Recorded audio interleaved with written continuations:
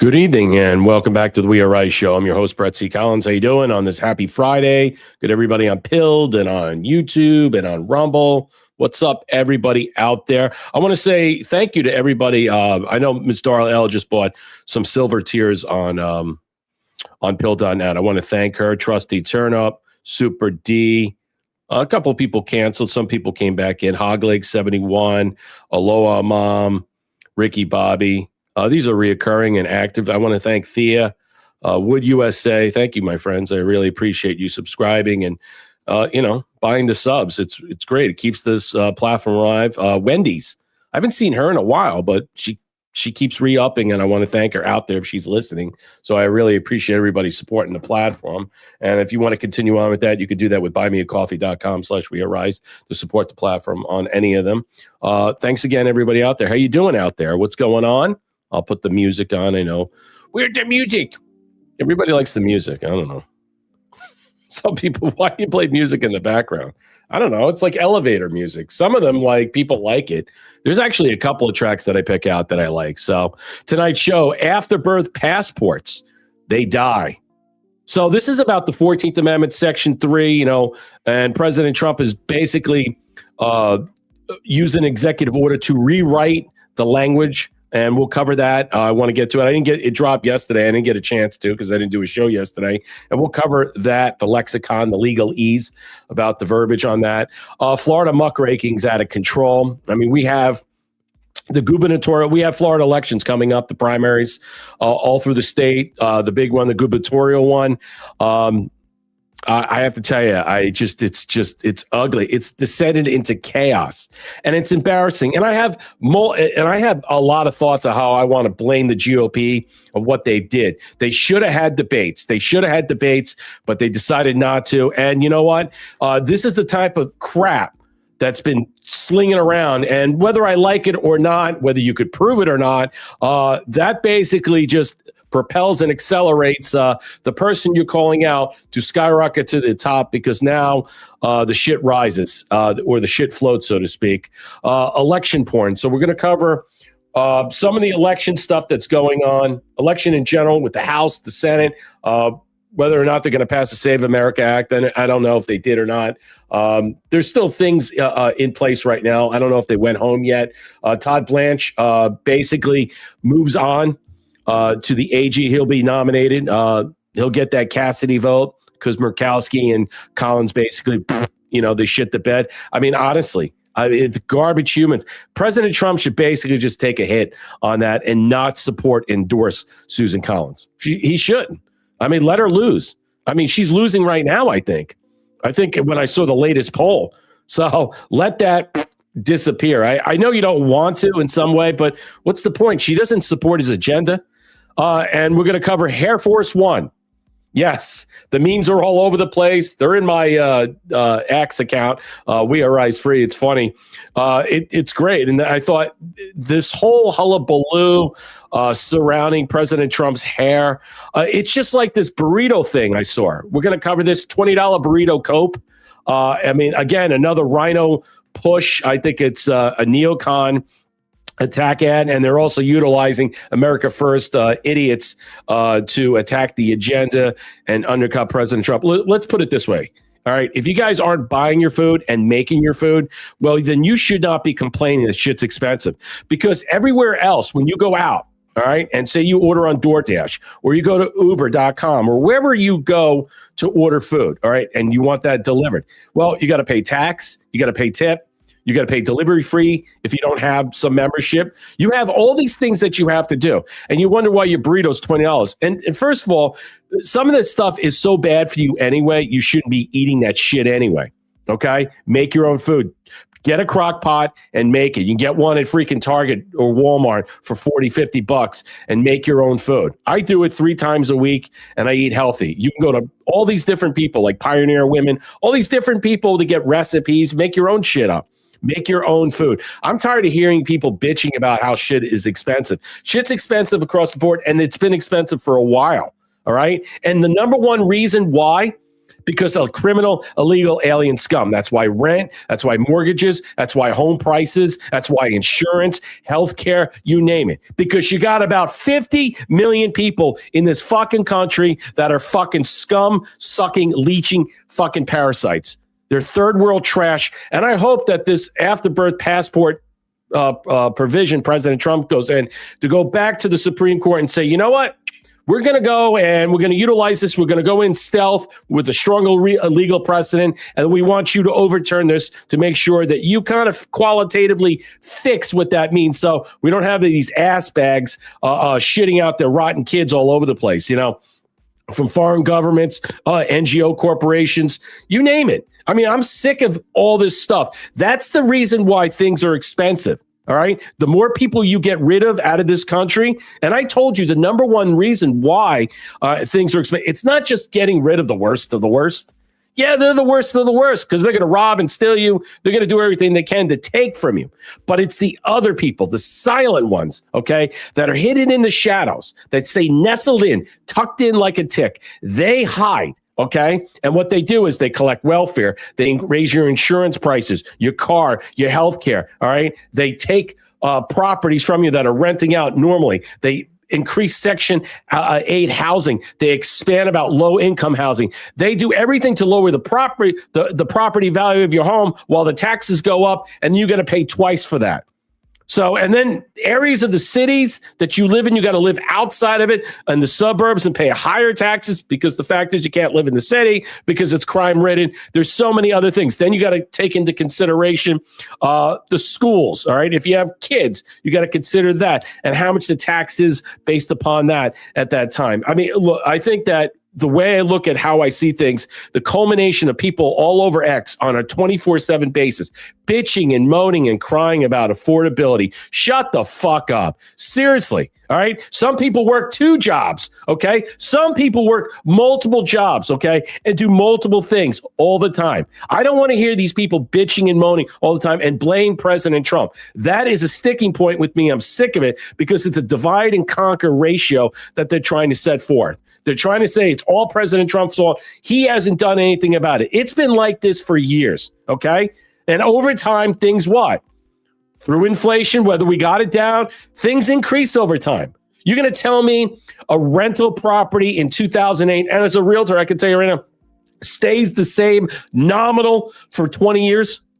No, it doesn't. It slowly increases. It'll go up, it'll go down, but it slowly increases. Are the prices where they are today based upon where you're located higher than normal? Well, it seems like that. It appears like that. But from an inflation standpoint, it's about the same. Okay? The only problem is when you have all these other things that we're burdened by, all right? I have to tell you right now, that is the problem. That's what disqualifies this argument. If you start to remove not just 3, we need 5, 10, 50. Over the time, it will come down. All right. As President Trump pointed out, the coal, oil, gas industry ripping us off blind. Told you about that. It's not Trump's fault. Should he go after them? Well, I think someone from, what is it, Sunoco, Conoco X, they just stepped down. So maybe that more of these people will step down to CEOs. They start learning and listening in some way. I don't know what's going to take place. I really don't know when it comes in from the energy standpoint where we are. But right now, with the discussions with infrastructure, right now in Puerto Rico, they got no water. It's going on like 30 days, maybe longer. 100 days. They have a water shortage going on. So infrastructure crisis, and that's something we haven't talked about. We haven't dealt with in some way, and I don't know what that is about. All right. No one's discussing or breaking down. I was reading it just the other day and I'm thinking about what is happening there. And is that the corruption? Is that what's going on? You have too many people living there, too many people. They just turned off the water. It's possible. You have Cuba that's basically on a blackout for like how many days? Like what, 30 days, 40 days, 50 days? I mean, I don't know what's going to take place with that. I worry about our infrastructure. That's what I worry about. I worry about the stabilization of infrastructure. As we said the other night, the conversation about the infrastructure, about President Trump not pointing the finger at Iran, but yet laying the blame at the feet of Michigan and Minnesotan representatives, the governor, the people that run those states in some way. There are a lot of nefarious activities going on there. I talked about that a lot, that I think that There's a lot of stuff that's going on, and you're going to see probably more and more all over the place. You're hearing about the problems that the parasites are spreading. Are they putting it in the water? Is it really in the food? Is there a slow burn of contamination that is happening, that's moving through the country that we're not really seeing? We're picking up embers of it. You saw what happened in Washington. They caught the guy who's burning down Spokane, all right? And he killed his father, all right? And they let him go, and then they caught him again. And again, so when you have to ask him, why are these fires happening? It's because of arson. You got people that are just batshit crazy, nothing better to do, but burn shit up and kill people. So yeah, that's where I stand today. I want to cover into a lot of good stuff. Let me say hello to everybody. True Terran, what's up, bro? What's up to you? Linda Perino, I make my own food. Italian. My husband's Italian. Is Italian. I'm not. Yeah, but that's great. So what? I'm half Italian, half Irish. Yeah, I cook as much as I can. I like cooking. All right. I mean, honestly, you got to enjoy it. I like barbecuing. I like cooking. I like doing things, but it has to be like the right parameters. You know what I'm saying? Like if it's a crock pot, I don't like cooking on the stove. If I do, I iron skillet all the way. All right. But it's like, I like an open pit. I like the crock pot. I love the grill. And I haven't used the smoker. I don't have a smoker where I'm at because I'm in a townhome, and it's probably not conducive. I don't even have a grill. I mean, I have to go to other family. I got to go to my mom's. I got to go to other families' houses to grill at their house because it's bigger and it's spread out, and it's some of them are covered, and it's just easier. It's just like outside. It's like I don't have a covered patio, and it's just like I don't want to deal with the bugs, and how all that wonderful shit is. Hello, everybody on pill.net. Thank you so much for supporting the platform, always being here. What's up, Omega Pill? How you doing, my friend? Good to see you. Would USA, how you doing? Thank you for the 219 gold pills. What's going on? And thank you for the subscription. I really appreciate that. Darlo, again, love. Thank you for the subscription. I saw you hit the like button on Build. It's like every other day. Unlike. Dude, you're so funny. You're hilarious. Sausage Launcher, what's up? Curious Cat, thank you for the cookie. Hello to you. Trusty Turnip, I see you. How you doing? How's Friday? We're going to cover Florida. My Florida peeps in here. We're going to get into it. I want your response. It's a call-in show. Make sure you call in. Make sure you dial in. I dropped it in the chat. I'll drop it again. We'll get people to call in. It's always good. I won't bite your head off. We'll talk whatever you want to talk about. Casey Snowman, what's up? Thank you for 485 gold pills. Just bought 1 month diamond tier. Boom! Wow. I can't. Thank you, sir. I applaud you. Thank you. I appreciate that. That's very kind of you. Darrell, thank you for the can. Good evening, Brad. Yep, Rise Brigade. Good evening. Super D, what's up? Oh, again, thank you for the subscription. Super D, thank you for the 117 gold pills. Yeah, all you guys always support the platform. Always here. Casey Snowman gifted the ship. Why do people believe in John Solomon so much? He does not always tell the truth. Where are the rest? Every Friday there'll be evidence dropped. Where is that? Tired of being lied to. Love your show. Well, I thank you. I appreciate your support because you guys keep this thing afloat. I mean, I don't get any sponsors. I don't have all that shit. Why would they probably wouldn't want my sponsorship. What's up, Thea? Thank you for the subscription, and thank you for the 400 gold pills. True Terran, what's up? Thank you, my friend. Look, let's be clear about what John said. What they're doing is I know it seems like, when is this going to unfold? When are these things going to happen? Well, you heard about what's going on. What we heard about John Thune and Tom Cotton blocking information that Joe DeGenova needs in Florida for the case of the grand conspiracy. Now that's going to be released. There was a connection where somehow Marco Rubio was being asked about it. Paul Sperry put it out. I had it. I was going to cover it, but I figured maybe I'll cover it on Sunday when we do a show on Sunday.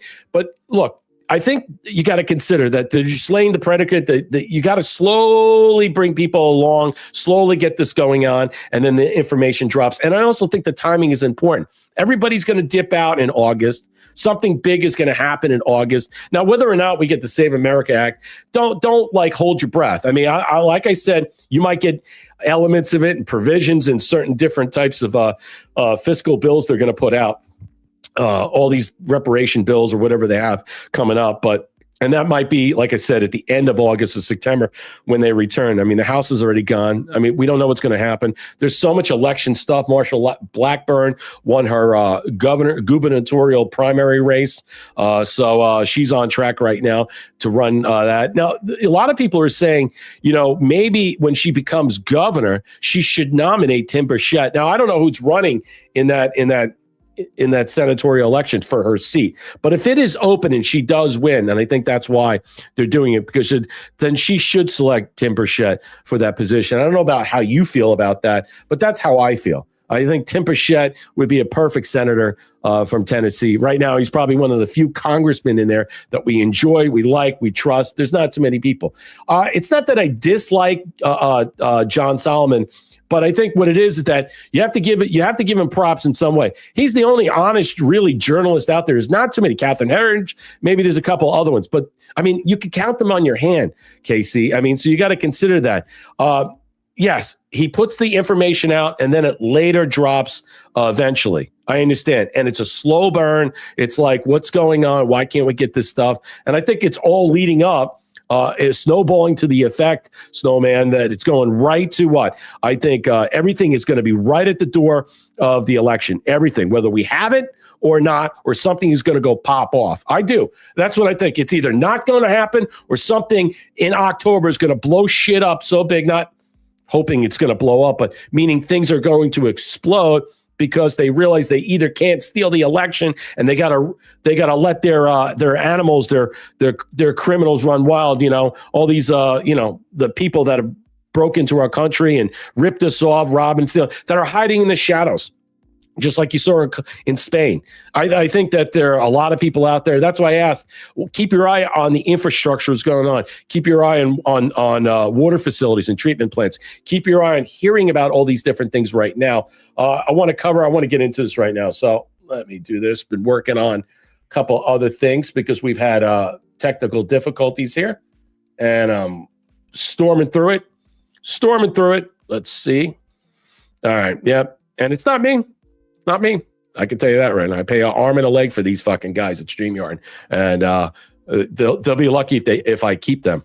All right. So President Trump today, or is it yesterday? And anyway, so this is a good illustration what I'm talking about, and this is about the afterbirth passports that die. Basically, what it is that Trump's EO on the birthright citizenship, the 14th Amendment, Section 3 has been now revitalized. It's been scaled down. It's been narrowed. And let's just say the legalese, the language, the lexicon is now streamlined. It's actually a stronger legal precedent that is going to be put forth. Trump versus Barbera. That's the court case. So how they're defining it and how he explains here is exactly perfect. So the executive orders here, until they get codified, doesn't mean anything. But what they're doing is by putting these executive orders out, they know for a fact that what's going to happen is now that ICE and DHS and state can go forward with the opportunity of making sure that let's just say foreign governments and foreign nationals and NGOs and any other turds that want to basically shit their dirt slop out and think they're going to get some type of citizenship and then dip out, it's not going to happen. That's going to be all truncated and blocked. And I also think in some way that a lot of passports and a lot of these other things are not going to be handed out so relatively easy. Question of asylum and all these other things. I heard years ago, America needed to mine its electric grids, water systems. Yeah, well, you got to consider our water grids, our infrastructure. That's why they want the data centers. That's why they want to set up all these different types of provisions. I mean, our grids are like 50 years older. I mean, honestly. They're really old. Our infrastructure is old. Even some of the big cities, the strain. We had rolling blackouts just the last 2 weeks. Sometimes it rains, the power goes off. And I'm like, why is that? I mean, what are we turning into California now? And it seems like that's what we've been having lately here. All right. It's not internet problems. My technical issues that I had last week or the week before was really about the browser and the interface with StreamYard. It wasn't the internet. My internet works great. But it's just basically if it's raining and then, the power flickers. So those types of things happen quite a bit. So like I said, you bear with us, you move on, you keep going. All right, let's play this right now. These two executive orders here relating to birthright citizenship and birth tourism. As the president mentioned, The 14th Amendment was passed exclusively in the aftermath of the Civil War to ensure that the children of slaves would be citizens. It had no other meaning and purpose outside of that. And that's been clear, obviously, since the day that it was passed. You can go back and you can read the congressional debates. This is not something that's even seriously contested by anybody. The president is using his authority as commander-in-chief to sign first an executive order using the new ruling the Supreme Court issued to expand the definitions of people who are ineligible for birthright citizenship. That includes, for example, alien enemies of the United States, members of foreign terrorist organizations, and large categories of people who... Can you imagine? Enemies of foreign states, terrorist organizations. They basically sneak across the border or they pop and slop their shit out, and then boom, they go back to their dirt hole, and the kid's got, what, a passport. Next thing you know, they got an entryway to come into this country. That's 600,000 Chinese at those universities. Revoke them all. Revoke them all. Kick them out. Get rid of them. I mean, seriously, yes, the electrical grid. Let's be careful about I understand what we're saying about individual states and cities, and I'll get back to that. But the point is that you still have to be worrisome about some of these grids in general. All right, I'm not implying that an EMP, which an EMP could do that if there was an EMP, but I believe that we have parameters in place, at least some parameters. I don't know how big, because I remember this discussion, at least in Trump's first term or before Trump got in, that there was a lot of discussions about an EMP explosion that could really cripple our infrastructure in some way. Now, whether we move off of that or not, and where are we going in a different manner is another thing. Let's continue on with this. Lobby and act on behalf of foreign governments. And so with taking this action, it ensures that large numbers of people who wrongly would be getting birthright citizenship will no longer be eligible for those benefits. The second action that he's taking, which is especially historic, is for the first time ever in American history to ban birth tourism. So I want you to really let that sink in. This has been something that people have talked about not only for years, but for decades. The idea that people come here pretending to be a tourist, pretending to be a visitor, saying they want to go to Disneyland, they want to go visit a monument or go to a national park. But the real reason they're here is to have a child, to make that child an automatic citizen, leave our country, and then have a U.S. citizen child. It gives them access under this broken system to welfare benefits. That's why shit's expensive. Voting booth, and all the other rights and privileges that belong solely to Americans. So that practice of birth tourism is, as of the signing of this order, hereby banned. And what that means is that no one in the world is any more allowed to obtain a visa for this fraudulent purpose. It is probably, and President Trump has done many historic things on immigration. This is a massive explanation. Seal the southern border and I have one thought. Is it retroactive? I was just thinking about it. Stopping foreign terrorists. Exactly, Trusty. You're very good. Reduction in drug seizures, dismantling the criminal cartels, dismantling the gangs, right? Everything he's done that has been so unprecedented. I would put this in the top 3 in terms of importance, because it ends what has been one of the gravest and most egregious abuses of the American system, and it keeps American citizenship safe. Thank you. Fantastic. Excellent. Yes, Trusty Trump. I was thinking the same thing. When I was curating the videos and putting stuff together, I was thinking, is it plausible to suggest that they can, after they go to the Supreme Court, and you got to think about this, because the executive orders will exist until they bring it back to the Supreme Court and argue it again. They're going to argue it again. They have to argue it again. And once that's in, then there's not going to be any more contestment from it. And that's the point. You want to bring this back sometime in October, and I think they will. I think it's a smart move. Yes. And will they argue that premise? I can't imagine they don't, or in some way ask them about, how do we look at this retroactively? Can we go back retroactively and say, what's the time period? Can we do that 10 years, 15 years, 5 years? I mean, can we do it over the last 4 years, 5 years, or what happens? I don't know honestly, I really don't know, but it's a good point. I would like to understand if it's all feasible and possible that we can get that in there. I really do. Because to me, I think that's the most critical thing. And that's going to change our society in a lot of different ways. It's not just deporting and arresting these people. You have to consider how many people in this country that come in through the back door and pop a squat. And next thing you know, they got this. They got what? Free healthcare. They got this. They got that. And that's why shit's expensive. I mean, it's gone up so much just in the last 5-6 years because of all the criminal illegal aliens. Okay, you got to understand the price wage. You have to see what rent is and mortgages. I mean, look at homes.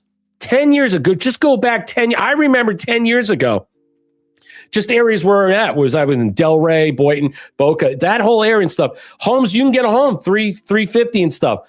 When we were coming up here to Tampa not too long ago, I remember some of the areas where we were at. Those homes are $700,000-800,000. How is that even possible?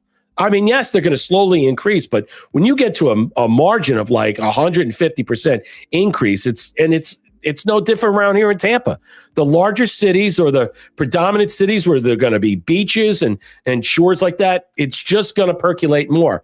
And so, unfortunately, you got to fall back. You got to figure out where it's going to be the best type of area for you to want to live that's going to be cost effective. And, Florida is becoming Florida, New York. I mean, Miami right now is more expensive than New York City.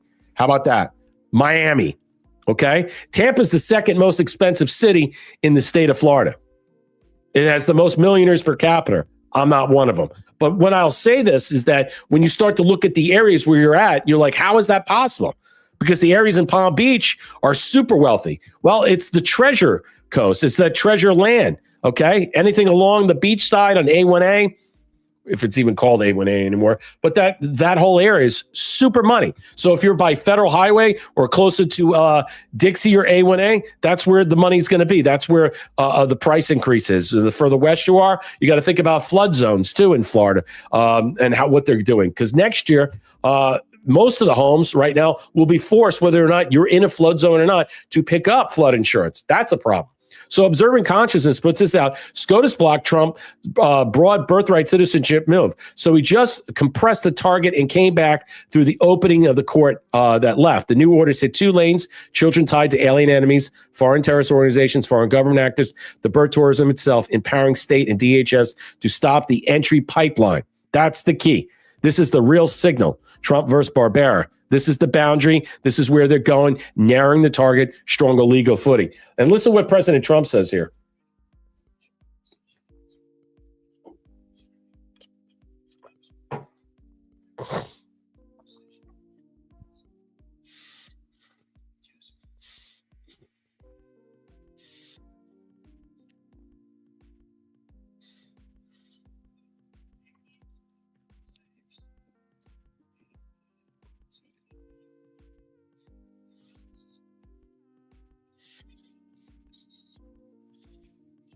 Wealthy businesses.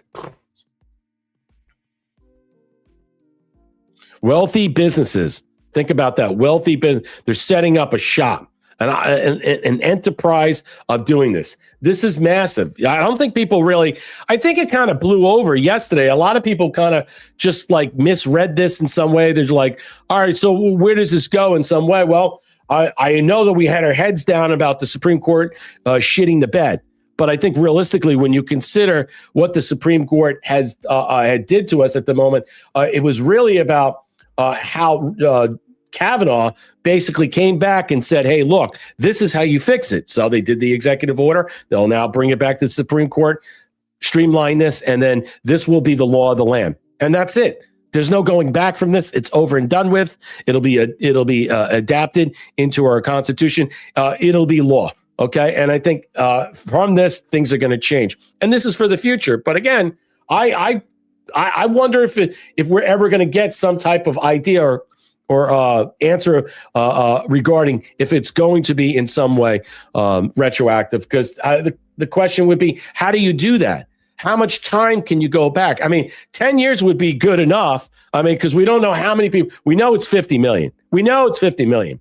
We know it is. Because you heard Embers, it's 50 million. I've heard Embers, it's worse than that. But look, I don't think it really matters at this point. I don't think it matters. I think we just got to consider that let's get this Let's get this done by the Supreme Court. Let them rule on it. And then from there, we could talk about it and discuss where this is going to go. So there's a whole discussion out here about this. I want to show you behind the curtain, Trump's quicksand. There's a lot of people throwing this discussion and theory out there, a lot of conjecture and speculation, supposition. They're advancing theories and ideas that are being propelled out there by rhino traders types and fake America First peeps that Trump wants to lose the House for various reasons. He wants to lose the House so the idea is that he can catch them again stealing, and then that would be part of the executive orders, activate the PEDs, and then we can go forward with all these different things. I think that's one rationale, one reason that's being thrown out there. But there's also other people who are suggesting that the divide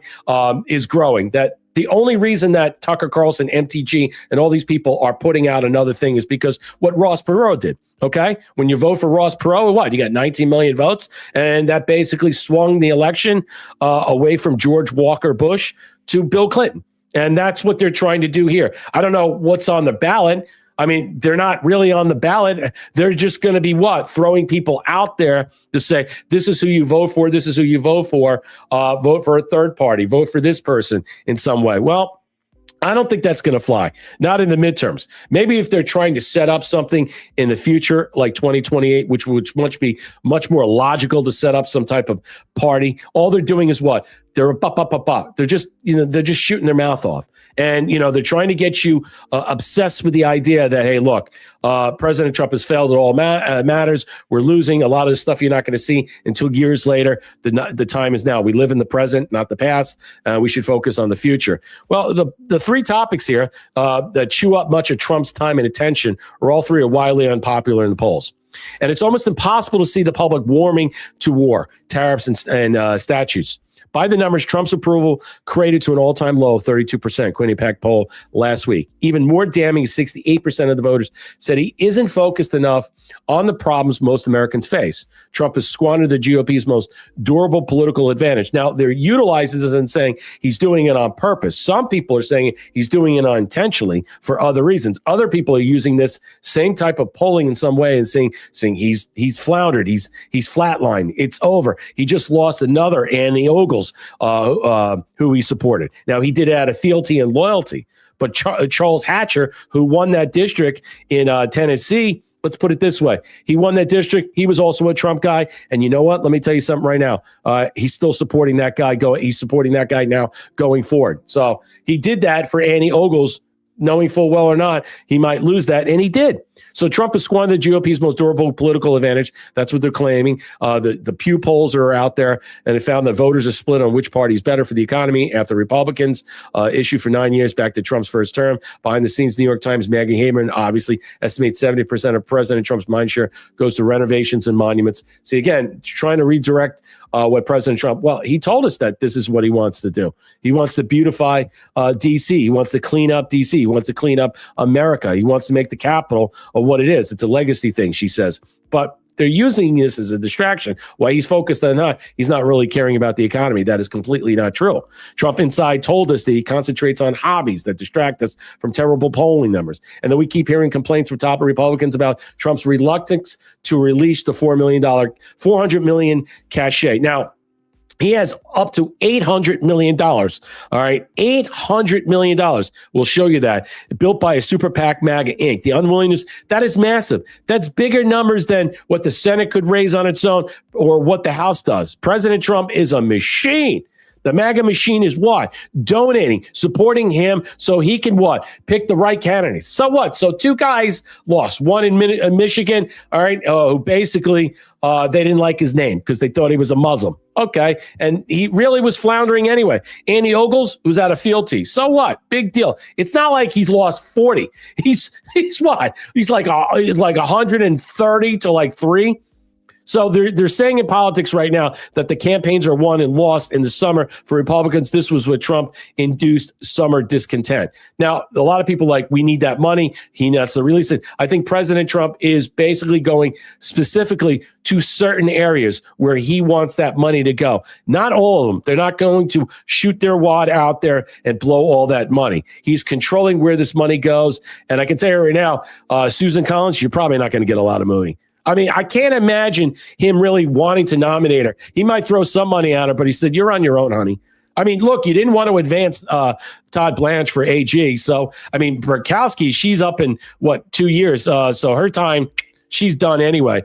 But here it is. Ahead of the midterms, imported political capital and another self-destructive fixation, Save America Act. I think his anger and frustration is going to be wholly, let's just say, assigned to the Senate. And where these particular cases are going to matter, I think that's where he's going to really systematically hold the wad over their heads. I think he's going to dangle that carrot very hard and tight for them to get something into consideration. What did Cassidy get knowing that he's out? He's out in November no matter what. His seat's up. What did he get by voting for Blanche? Maybe he got what? He got basically said, hey, look, maybe we're just not going to come after you. You ever thought about that? So they lack 60 votes needed to overcome a Democratic filibuster. I think there's a possibility he's holding up a lot of that money during this time and trying when they get back, if they do come back and when they do come back, that he can get them to in some way, let's just say, hey, look, dangle the stick and the carrot in front of their face. Please get this passed. Do what you need to do. Focus on the filibuster. Focus on this. Focus on that. And maybe in some way, maybe he's forcing Thune's hand. Maybe he's basically trying to say, hey, look, maybe you got to dump Thune. Maybe we got to get somebody else in here. I think the bottom line is that summers are historically terrible for presidents, but not this president. This is a different type of president, and they got a whole cachet of money. Look, the Democrats are broke. They are broke. They are completely broke, and they're in trouble. They're in massive amounts of trouble. And look, they got Democratic, satanic, anarchist, okay? Antichrist or anarchist running the show. That's the bottom line. Let's see who was over here. I see you guys a lot of comments. Thank you, Super D, for the phone. Casey Snowman for the can. Trump one for the cookie. Howdy, all late. Good to see you, Trump one. Trusty Turner for the cookie. Thank you. You guys had some comments in here. Wow, everybody's quiet over here on Rumble. I think Rumble is I know my numbers are down. I know it's being blocked. They're slowly walking my stuff out there. I know YouTube is running fine, as long as they don't block me, but I don't know what's going on with Rumble. I really don't know at all. Something is up with Rumble, and it ain't good. Did anybody see the fact what they're doing? I saw this on X that I guess Pilled and some other company are going to be merging. Did anybody see that? I didn't. I saw that thing the other day, and I was like, what is this? I'm like, oh, okay, I got to look into that and see what's going on. Okay, moving on. I don't want to drag this down. So we know about what happened today. We know about that in some way. Let me get out of this. We know about the fact is that what Murkowski did. So I'm just going to move on. We talked about they're just basically fast tracking so they can get out. So they can leave and they can dip out. So this is what it was. This is what happened. McConnell's probably mean. And then McConnell's not voting. He's not there because he's dead. No one saw him come out of the hospital. So he comes out of the hospital. Yeah, pilled and beamed, Senor Polo. I saw that. That's interesting. I don't know anything about Beam. I got to look into them.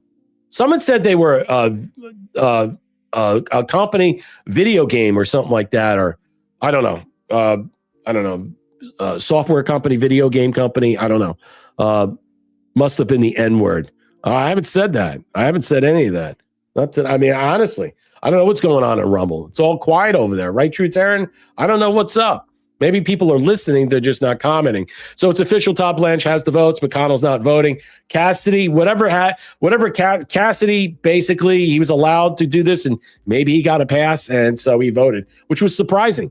But Murkowski and Collins, the same dynamic duo, never fails to amaze me how many times they try to cockblock President Trump. They do it all the time. That Todd Blanche is going to be confirmed, maybe even later today, as the next Attorney General. As I always say, it's about the math. Once we learned here that Susan Collins a couple of days ago was a no, and Lisa Murkowski was a no, it was down to one more Republican senator. Now, Mitch McConnell, the former Senate Majority Leader, he appears back in Washington right now, but he is not voting. And so, it's up to Bill Cassidy. He was the one person who, as he indicated in his floor speech, had been having these conversations, including just before this floor speech this morning with Todd Blanche, and indicated today in that emotional speech that he will vote yes. So by my calculation here, if there's no Democrats who change here, and there's no Republicans who change their position, the vote, when they have it, should be 50 to 49, with Mitch McConnell being out, with all Democrats, 2 Republicans voting no, Collins and Murkowski. Okay, so yeah, we get that point. So why do you think Cassidy voted? I mean, this is the guy that President Trump, he put his hand on his opponent, and his opponent won. Why do you think that was? What was it that, in some way, was it leverage? Did he do something in some way to leverage him out? Did he basically say, "Hey, look, if you vote here, maybe something had to give," that he did?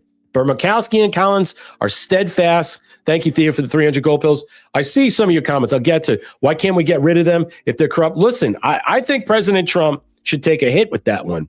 He should let Susan Collins lose.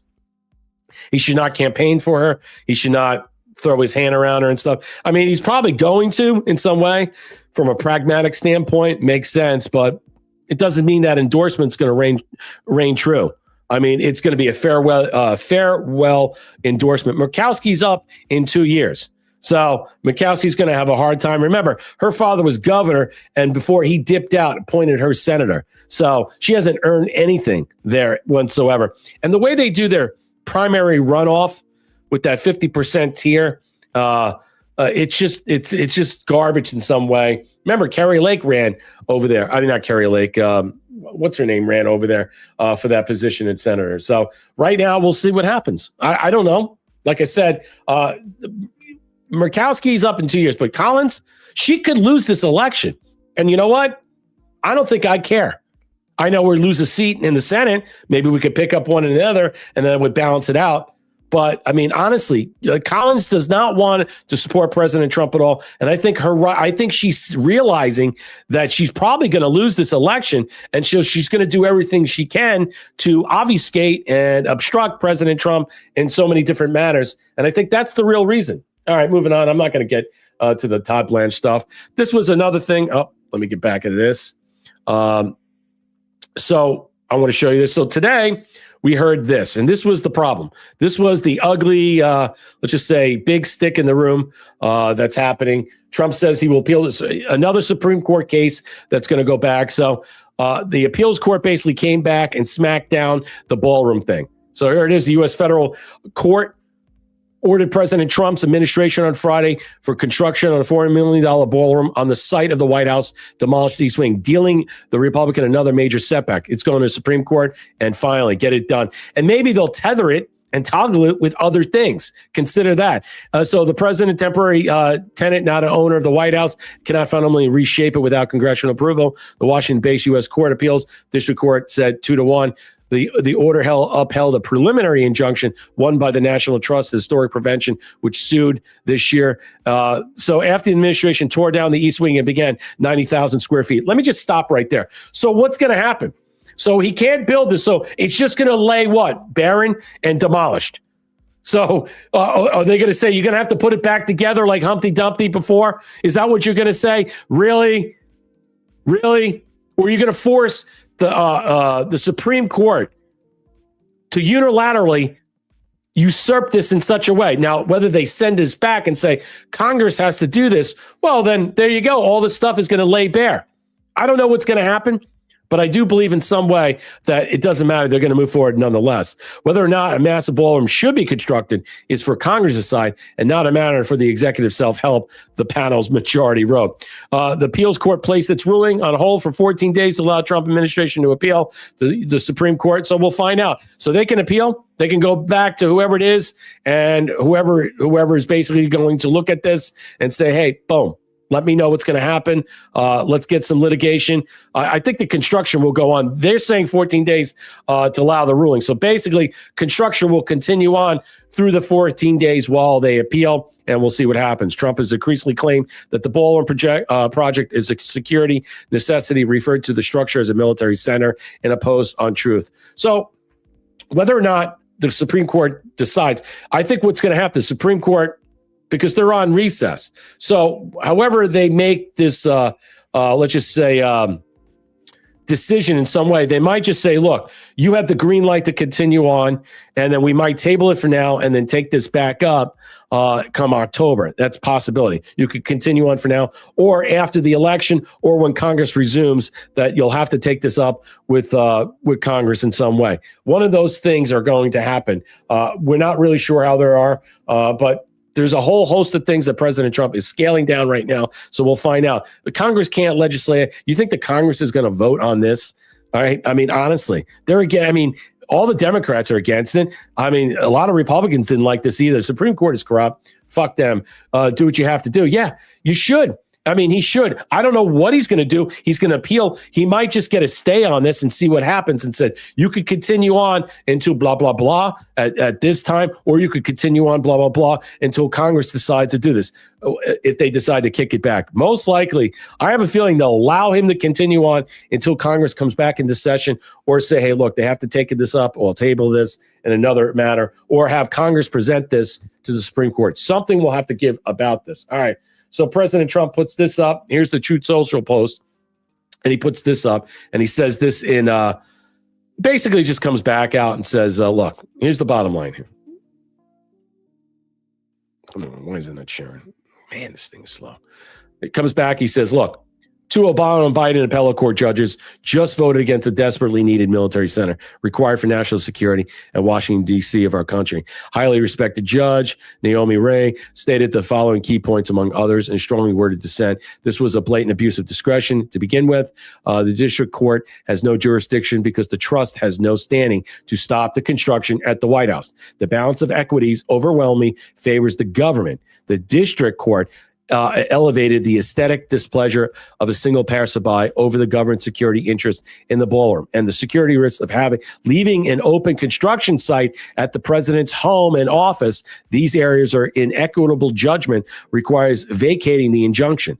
The district court seized supervision of the construction at the White House, and my colleagues affirm the judicial overreach because the injunction is beyond the improper providence of the federal courts, and the construction should be allowed to continue. So now they're actually saying that this is a security risk and it has to continue on rather quickly. The decision has been stayed and does not take effect for a period of time. We will immediately appeal the Supreme Court. The United States Supreme Court, the military and Secret Service are viewing the horrendous, politically motivated and unlawful ruling as a national security threat. See, that you could start to see how they're going to label this, how they're going to argue this thing. It's a national security threat. And under these provisions, they might even present the fact is the president has PEDs.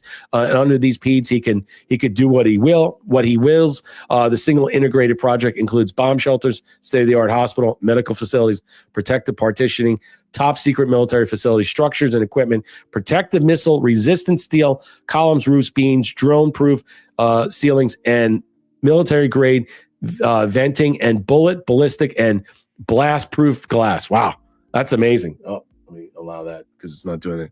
All right. Well, I mean, basically, we're going to find out. So, look, at least they got to stay in it, and the Supreme Court will have to take this up. And you know what? We'll find out what's going to happen. I mean, I can't imagine them. They're most likely going to say, due to what President Trump has the viability and powers to do this in some way, that the aesthetic thing is really out the window. This is now more of a national security matter, and this falls under certain pretenses and provisions. Yeah, let's continue on. All right, where am I? Okay, hold on. All right. Okay, let's continue on. All right, let's move on to the Florida elections, the Florida muckraking. It's a shame. Now look, I just want to be clear. I want to make sure I put this out there. I am not in any way a Byron Donalds fan. I think he's got other issues, and he does, and things that I am very concerned about. And I'm not going to be voting for him in the primary. Now, if he wins the primary, which most likely now he probably will, because I think James Fishback did himself a disservice, and many Jenny Renner and maybe and many other people, Jay Collins, I think he hurt themselves and he hurt the other candidates by putting this out there, because this type of information and stuff that he put forth is not. There's no facts behind it. I mean, you got whistleblower testimony, and there's no DOJ evidence. There's no facts about this whatsoever. And what he did is he crippled the gubernatorial debate. He did. And I think that he threw a grenade in there by doing this in some way. He thought, like, oh, well, I'm going to get this by saying, I mean, you're calling him out and saying he's a sex trafficker, and I have a sworn statement from somebody who's a whistleblower. That's it. James Fishback claims evidence links Byron Donalds. And you know how everybody's been quiet. Even Byron Donalds kept his mouth shut. They didn't really talk. No one even mentioned this. No one brought this up to President Trump. You notice how no one brought this up today to President Trump, which I thought was odd. No one really discussed this. Let me blow this up. So this was an odd thing.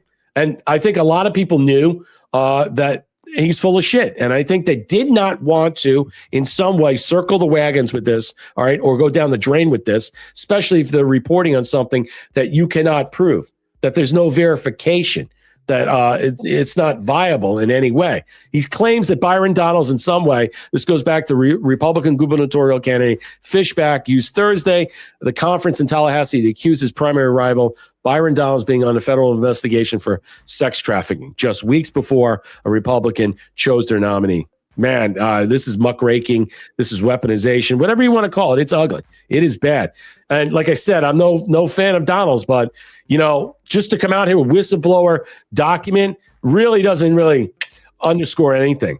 I mean, no media is really covering this or touching this in any fashion. So you ask yourself why that is, though. And that's something that I thought about. So Fishback said an anonymous government whistleblower had provided campaign evidence linking Donalds and U.S. Representative Corey Mills. Now, Corey Mills, this guy's got problems, okay? Corey Mills is under House Ethics Committee investigation involving allegations of sex misconduct, dating violence. Apparently, he likes to beat up his dates, and campaign finance issues. So, of course, that him and Corey are friends, and they apparently, there's a claim on May 17, 2024, and November 19, 2024, at the MGM National Harbor in Maryland, Donalds and Mills supposedly solicited, procured, and paid women for sex acts. I don't know how that's trafficking, but anyway, the text messages from Mills and photographs of phone placing the two men at the resort on these dates is just pure what? Muckraking, disparagement, and obloquy. I don't know what it is. I don't know how this is going to blow back or not, but this is, he alleged on those days, Mills and Donalds traveled to MGM, blah, blah, blah, and that they were being watched, and they watched these people procure for explicit sex acts. Okay, so they paid for prostitutions. That's what you're saying. Now, how is there trafficking going on there? If we're just going to say it's just soliciting for sex.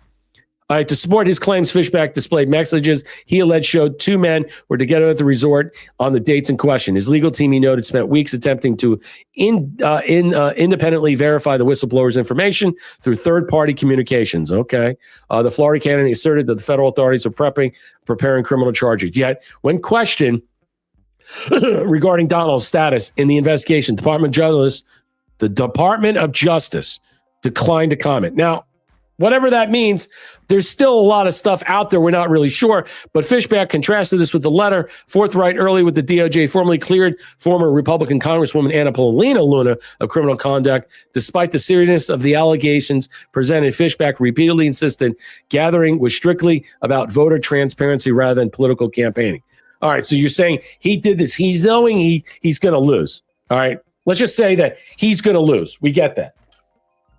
For all you Florida people out there, all right, he's going to lose. He knows he's going to get he's going to get beat, but he's going to throw the grenade, dip out, and watch this thing explode. Now this means that other people in the race will have a bigger shot, like Renner, who was the former Speaker of the House in the Florida legislation. Or is it going to be Collins? I mean, we don't know. So right now, what is he doing? Why is he doing this? Or is he setting this up, all right, in some way, if this is true, and I'm not implying it is or not, that there is an investigation, that everybody's aware of this, and in some way, keep it in the back of your mind, well, if I wasn't really sure about Donalds now, maybe I'm going to stay hell away from him. See, that's the point. That's the other point. So this is the first conference I've done that has not had any campaign signature. I mean, this reminds me of what the Russia was after President Trump got into office. Still, there's no significant evidence in some way to actually parlay this to anywhere. Our Constitution entitles Congressman Donalds to the presumption of innocence. And let's say, while he deserves the presumption, voters deserve transparency. Okay. And so he's putting his back. Donalds hit back and labels the opponent a clown. Yeah, listen, I would just say, I hope it's not. I don't think it's not. I don't think there's any verifiable proof to confirm this one way. I think there is DOJ. People came out in the DOJ to make a comment. I think they're staying away from pure political reasons. But I mean, God forbid, if this is true, he's under indictment and we don't know about this. I'm going to blame the Florida GOP legislature for not having a debate, for not having this information out. And do you think President Trump would nominate someone that is like this in some way? I mean, I don't know. I mean, you don't think he knows or doesn't know? He was very quick to put his hand on Byron Donalds a long time ago. Remember, Byron Donalds was almost what? A lot of people voted for him to be Speaker of the House. I'm not really sure about all this stuff, but I think that there's still some sketch in his background that I have problems with. Not this. This is just a whole new thing that I don't believe Fishback one bit. That I don't trust Fishback at all. And he's got that Groypers following him all over the place. He's $2 million in debt. I don't want him, my governor, that he's personally $2 million in debt. He's also got campaign issues. I don't trust the guy. So you got one clown, okay, and another guy who's sketch, who I do believe is sketch from his previous background. He does have bribery and fraud charges that were there, which were, I think, in some way dismissed or what happened. I forget what happened then. He did sell drugs. I don't know. Yeah, he was in his 20s. Okay, yeah, that's fine, but whatever. So while the Justice Department has not publicly commented on this, on the inquiry, Representative Mills has denied the knowledge of such an investigation. Even Mills is like, I don't know what you're talking about. Okay. I don't know what your thoughts are out there. I just think that I'm not going to, in some way, put myself out there to say, I believe this. There's no proof in some way or another to drop this type of information out there to convince me this is going to change or move the needle. If anything, the people that are very supportive of him are now going to move forward rather quicker with their, let's just say, vote. And they'll either, in one way, propel people to vote for him more fastidiously, say, I'm going to vote for him now. Or they're basically say, I'm definitely going to pull back with all this stuff going on. And whether or not you're a Fishback guy or not, yeah, Rumble truly sucks. It really keeps messing with your live streams. I don't know what's going on. I'm hating their stupid ads. I mean, stupid. I don't know what's going on over there. Yeah, I'm sorry about that. I don't know what's going on. I'll have to contact Rumble to find out what is happening over there. I really don't know. So here it is that falsely accusing someone of being under investigation is a dangerous form of weaponization. This claim is not true. Congressman Byron Donalds is not under investigation. James Fishback announces that Byron Donalds is under investigation, blah, blah, blah.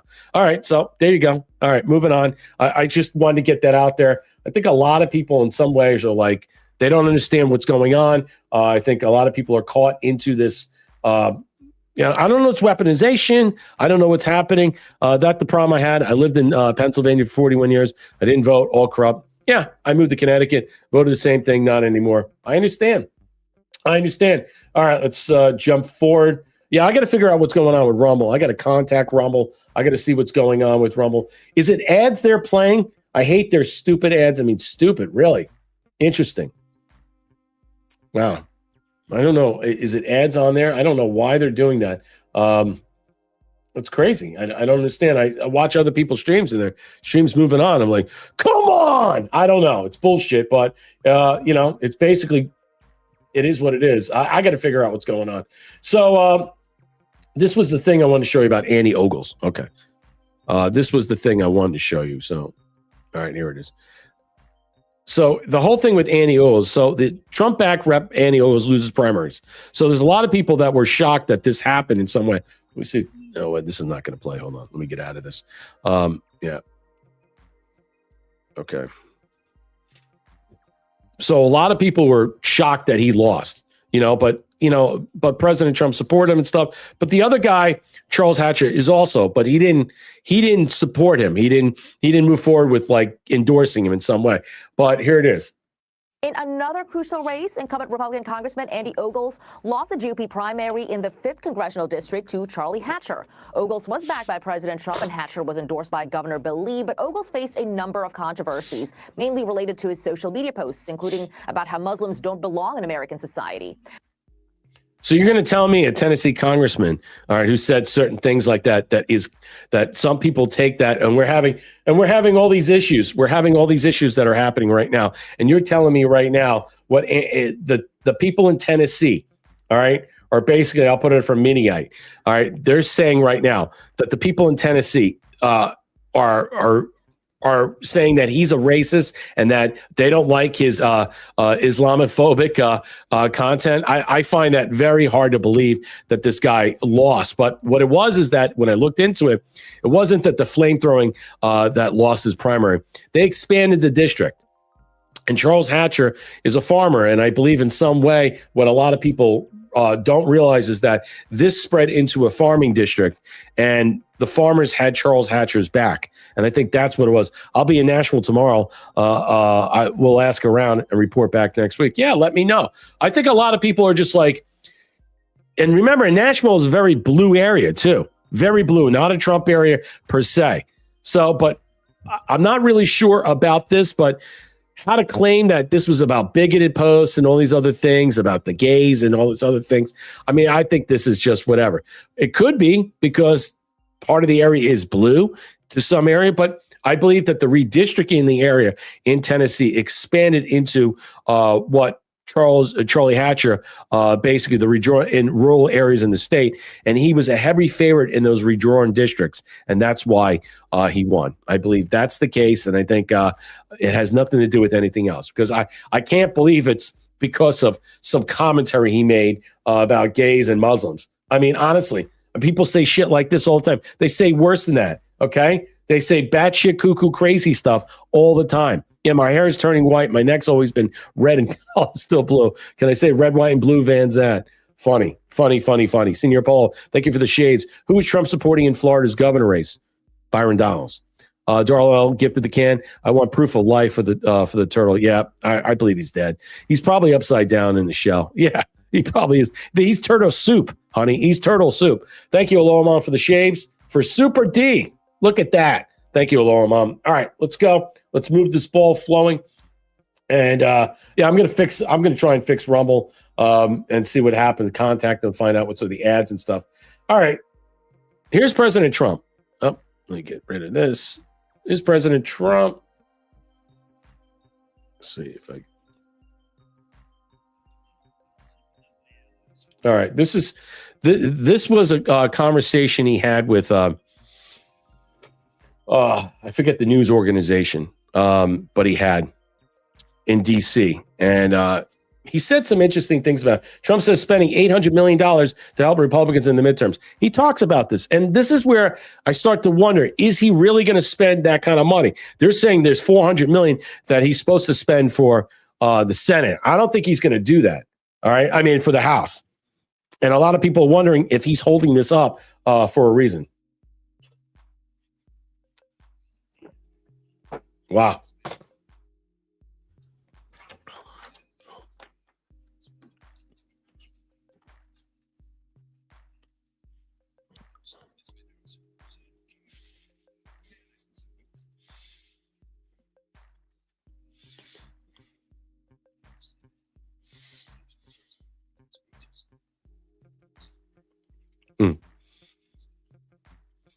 See, I don't have to do that and support them.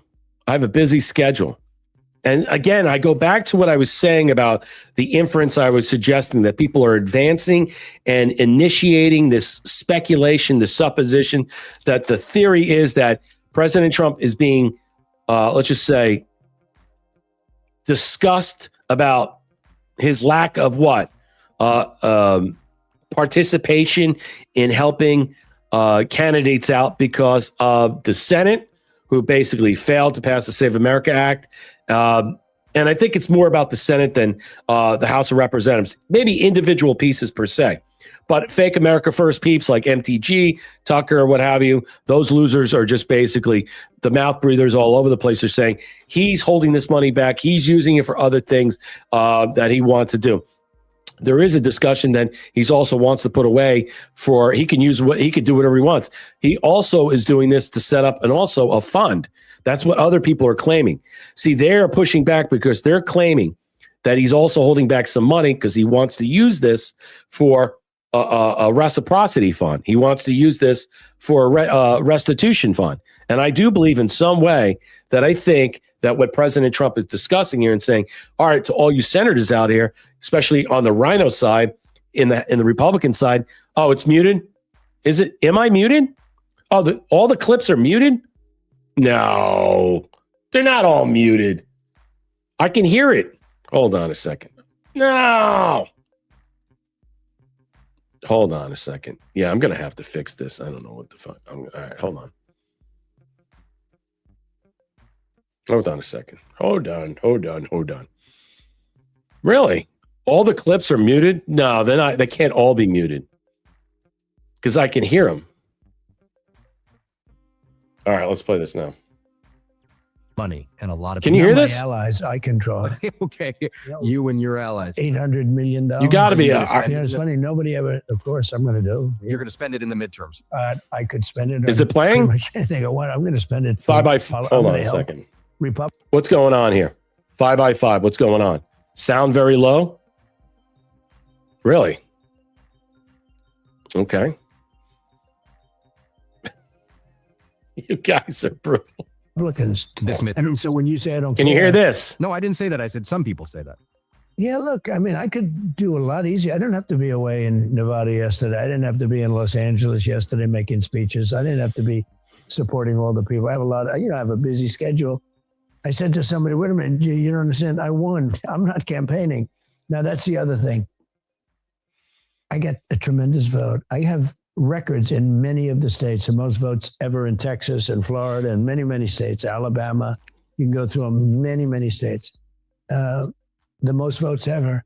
The question is, and they're asking this question, and I've had some great polls recently, real polls, but they're great polls. So he's basically trying to showcase that, hey, look, all right, I want to be clear about how I'm viewing this. All right. This is not about them. This is about me. Okay. Or this is about me, not them. Because the reason they're in these positions as we speak is because of I. All right. And thus, who I think in some way, this is President Trump, though whoever he feels that should be the nominee and should go on to win, as he is basically surrounding himself with good potential people. He's also leery about some of the senators. And I think that was the discussion. All right. Now I know what's wrong with that. So I'll fix that moving forward. All right. Continuing on here. Here we are. Media Trump. No, they're okay. Let's continue on. All right. I got time. Let's play this. So, all right. This is about John Thune. And this is from, I guess he had this, I forget this. It's Punch Bowl News. That's where it came from. So he had this interview with Punch Bowl News, and this is where it played out. And so Punch Bowl News, DC News and stuff. And he was basically discussing this. He's talking about not just what's going on with the Senate. He's talking about specifically the Save America Act. He's letting them know that there's a huge divide, a huge chasm, and that what he feels is betrayed by some of these people because they told him this was going to get done, and now they're stonewalling him. And he's wondering, why do I even bother? Why do we even bother right now to continue with what? Helping them in some way. And, listen what he says about John Thune. He says here, he refuses to back the GOP senator going forward. I don't want to get into the necessary, Trump said when asked about Thune in another term. The president is remember, Thune's up in 2 years. He's up the same time as Murkowski. So think about how 28 is going to look like, ladies and gentlemen. Man, that whole year is going to be monstrous. All right. It's going to be, turd in the punch bowl. Funny. All right. Let's continue on. This one's a good one, though. The people harshing me, I'm harshing them. It's part of the world. You cover it very well. I know you can hear this because I can hear it. A strange group of people. At the end of the week, Washington empties out fast. Lawmakers, staffers, they got to play this. Out a lot, Anna, I think.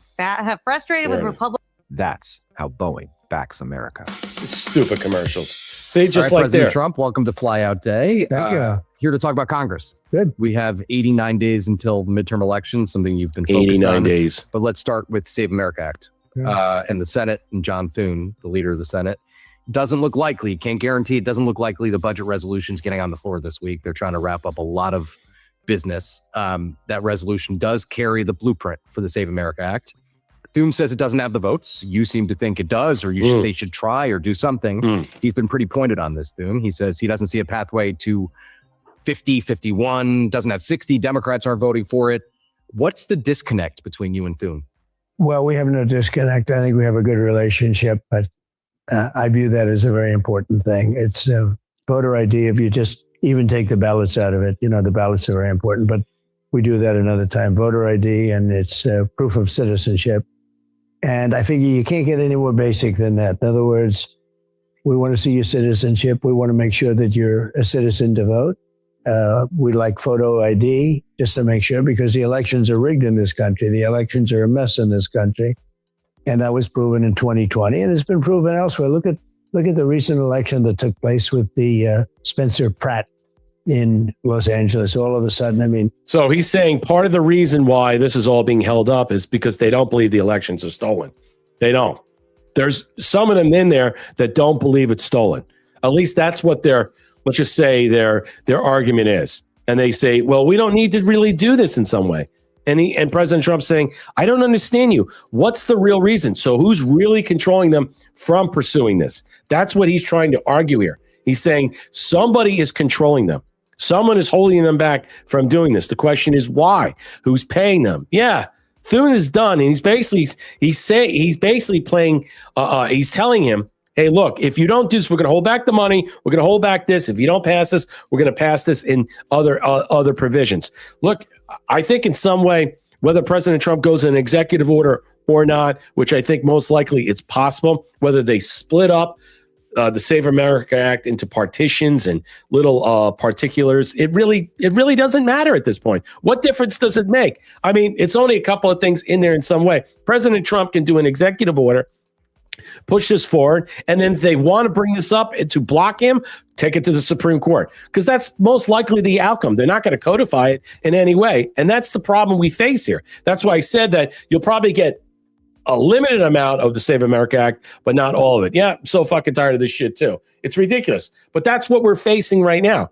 It's such bullshit. The Senate is garbage. It's total garbage. That's why I'm saying, Casey, that the bottom line is that maybe President Trump is weighing the idea. It's like, do we really care about Collins? Is my endorsement going to make a difference? She's losing anyway.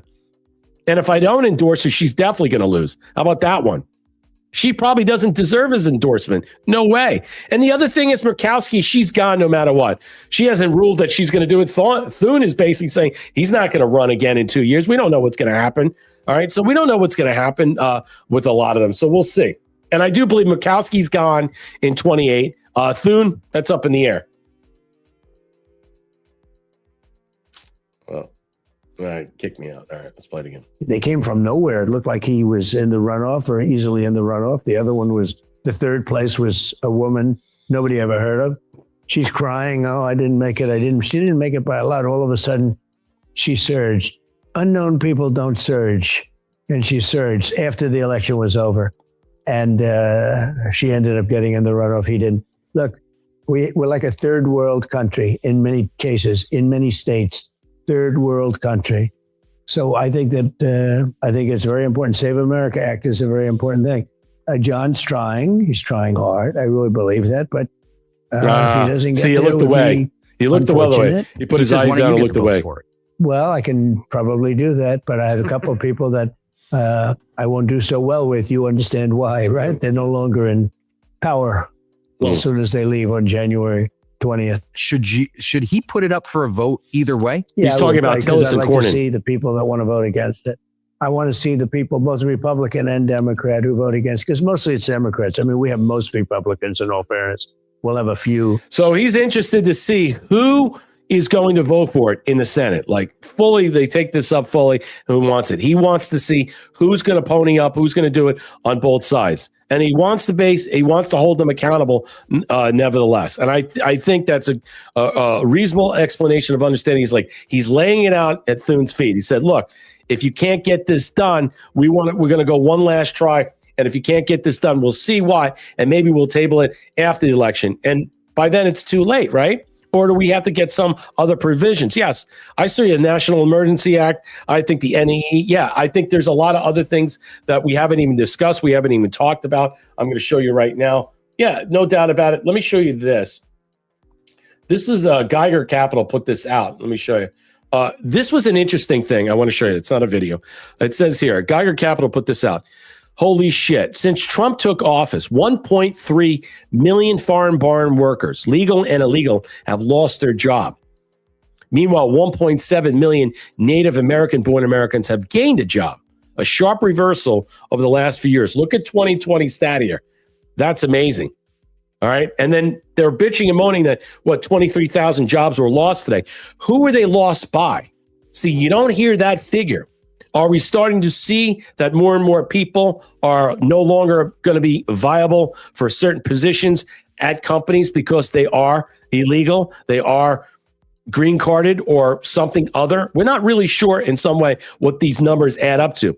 But understanding what Percent is trying to do about leveraging the banks, leveraging the financial markets, leveraging the corporations in some way to cut off all this type of money to them, whether it's welfare, whether to pay them out, to supply them with any income in some way, to fortify them in some way. So in order to get rid of them and say, hey, look, they could dip out their own. It's only like $2,300 to remove these people anyway. So what's the difference? What does it matter? It's not costing us anything, And I think when you consider that and understand that, I would pay $200,000 per person to get rid of these people. Honestly, I wouldn't care because look, we're spending more money in welfare, okay? We're spending more money on healthcare. We're spending more money on everything else, SNAP, food programs, you name it. That's why shit is so fucking high. It's unbelievable. I don't know why we have to explain this to so many people, but this is the reason why you have to say it over and over again. The reason why things are expensive. It's not because of the normal rate of inflation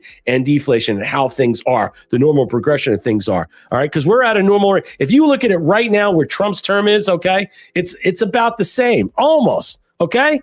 But that's not the reason why gas is this high. It's the companies that are gouging and the hedge funders that are what? Gouging for the futures. It's not because of the housing market.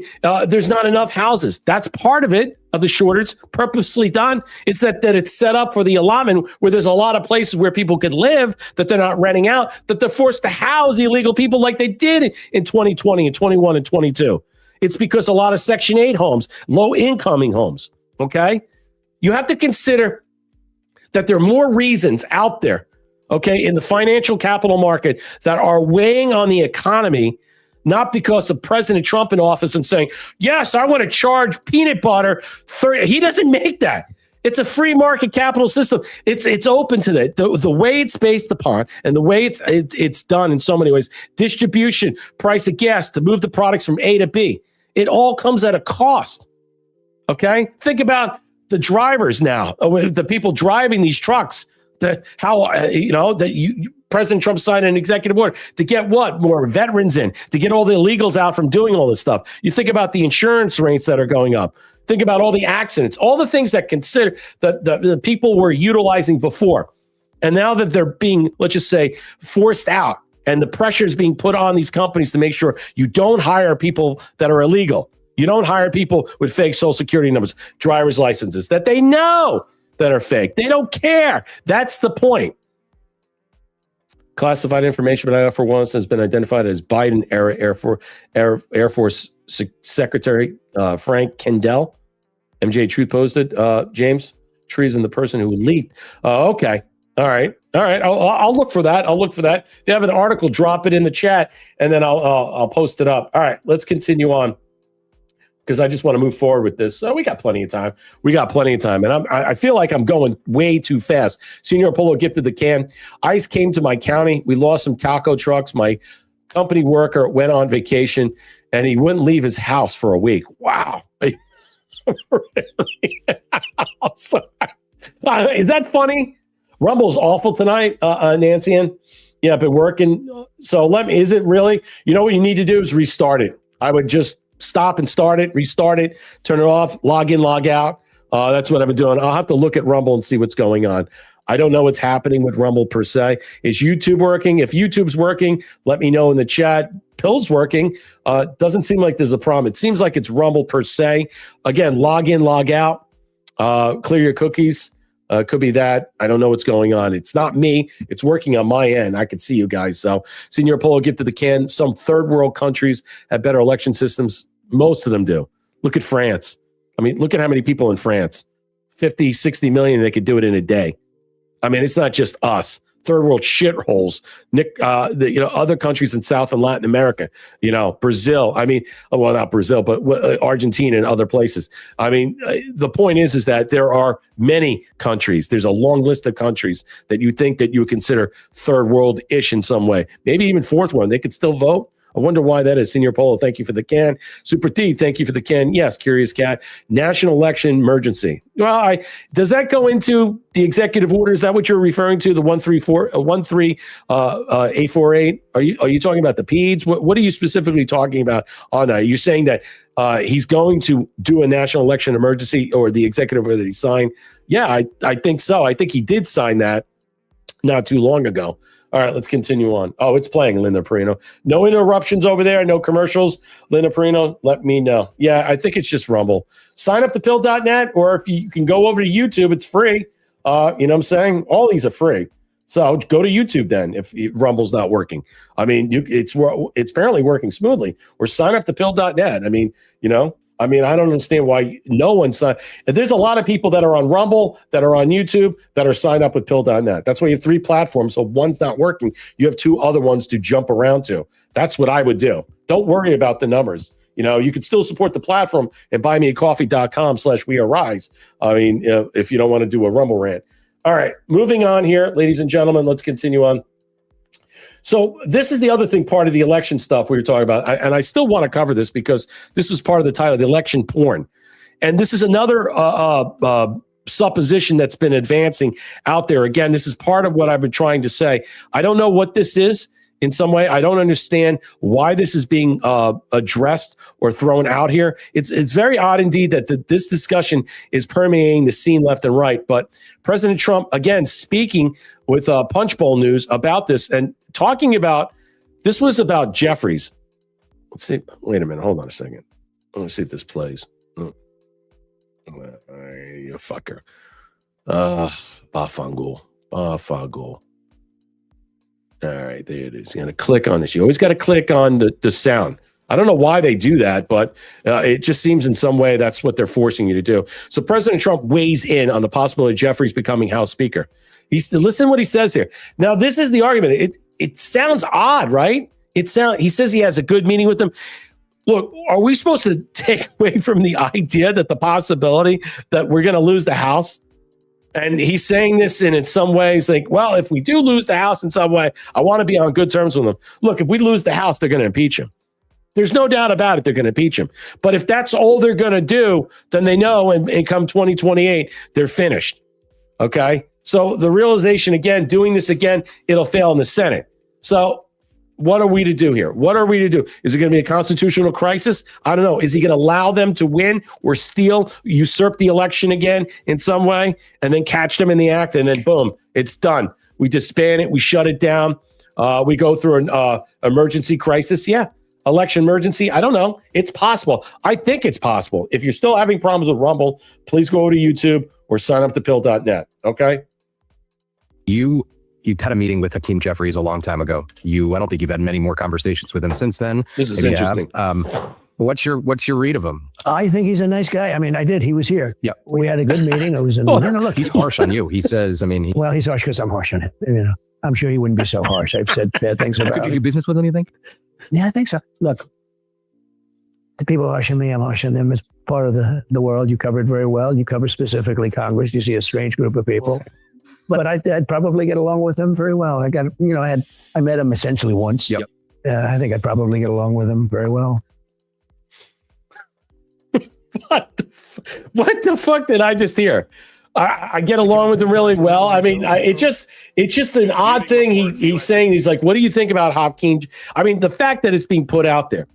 I mean, in any facet, in any other discussion, why would you care about Hakeem Jeffries?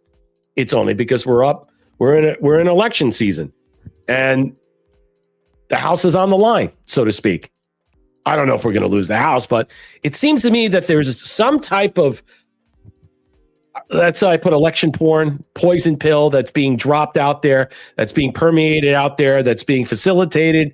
There's a lot of conjecture that President Trump is trying to, in some way, allow the House to lose. I just don't buy it. I can't believe that whatsoever. And I know that there are various people like, what's his name? Bill Nickel. I forget the guy's name. Bill Kristol. That fucking piece of shit twat. I mean, he's really a Democrat, Rhino Cock. He puts that stuff out. And there's somebody else that's saying it too. There's other people that are those Rhino Cucks. They're saying, give me my money. Give me my PAC money. And I think he's holding that back for a reason. I think that they're the ones that are doing this. I think they're unzipping their fly, so to speak. They are. Because they're showing who they are, and they realize there ain't nothing there. Okay? You got nothing.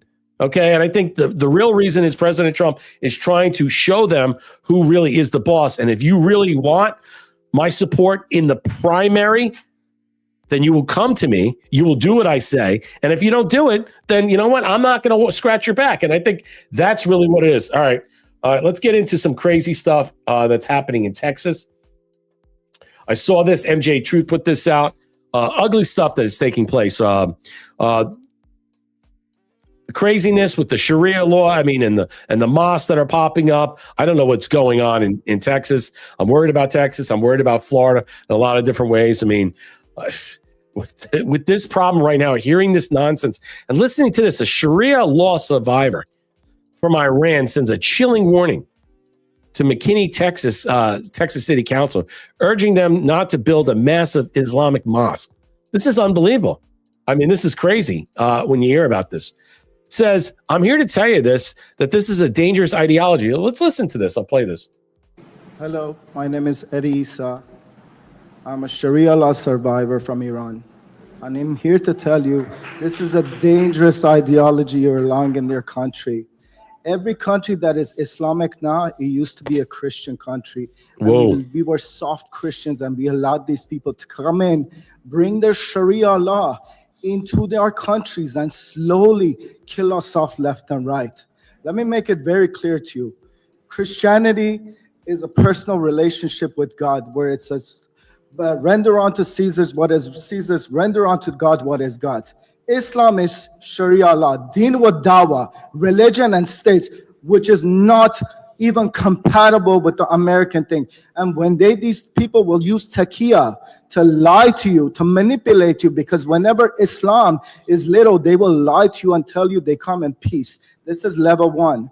Level two is what's happening in UK right now, where you have two-tier policing, where you have like the blasphemy laws, Islamophobia, racism, all this nonsense that they talk about. First of all, Islam is not a race. So anytime you criticize Islam, they will use the race card. But every country has this disgusting ideology inside their country, including my own country, Iran, Russia. Islamophobia is another made-up bullshit because they don't want you to criticize their death cult. That's why they will put that. That's why they push it in UK. In every country they go to, M103 is in Canada right now. They deliberately try to silence us. And the worst. So did they? Yeah, Darla, I know you're from Texas. They still voted against We the People 7-0. How can they sleep at night? I mean, Texas is an armed state. I mean, honestly. And he's right. Islam is not a race, okay?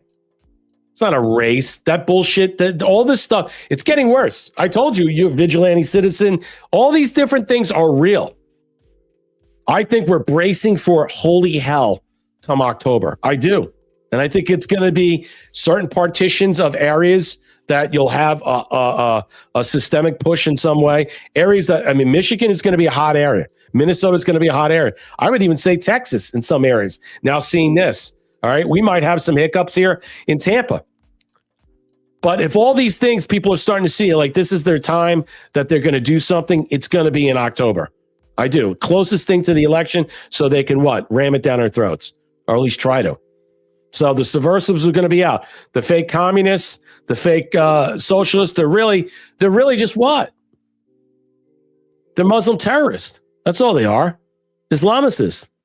They're worse than that. Yeah, I mean, I call them satanic anarchist or satanic antichrist. That's what they are. They don't believe in God. They choose another side that's really darker and evil. I look at these people. It's like nothing but fucking straight up demons. I don't recognize your religion. I don't recognize you. I don't. Again, retroactively speaking, as Trustee Turnip brought up about what we're mentioning about President Trump going forward in redressing the grievances of the 14th Amendment, Section 3, that the Supreme Court shit the bed on, and what Kavanaugh had basically instructed them to do, that they through fiat executive order, which they're going to push forward. Again, is that also going to take place? A lot of these people, look at all the Somalis in this country.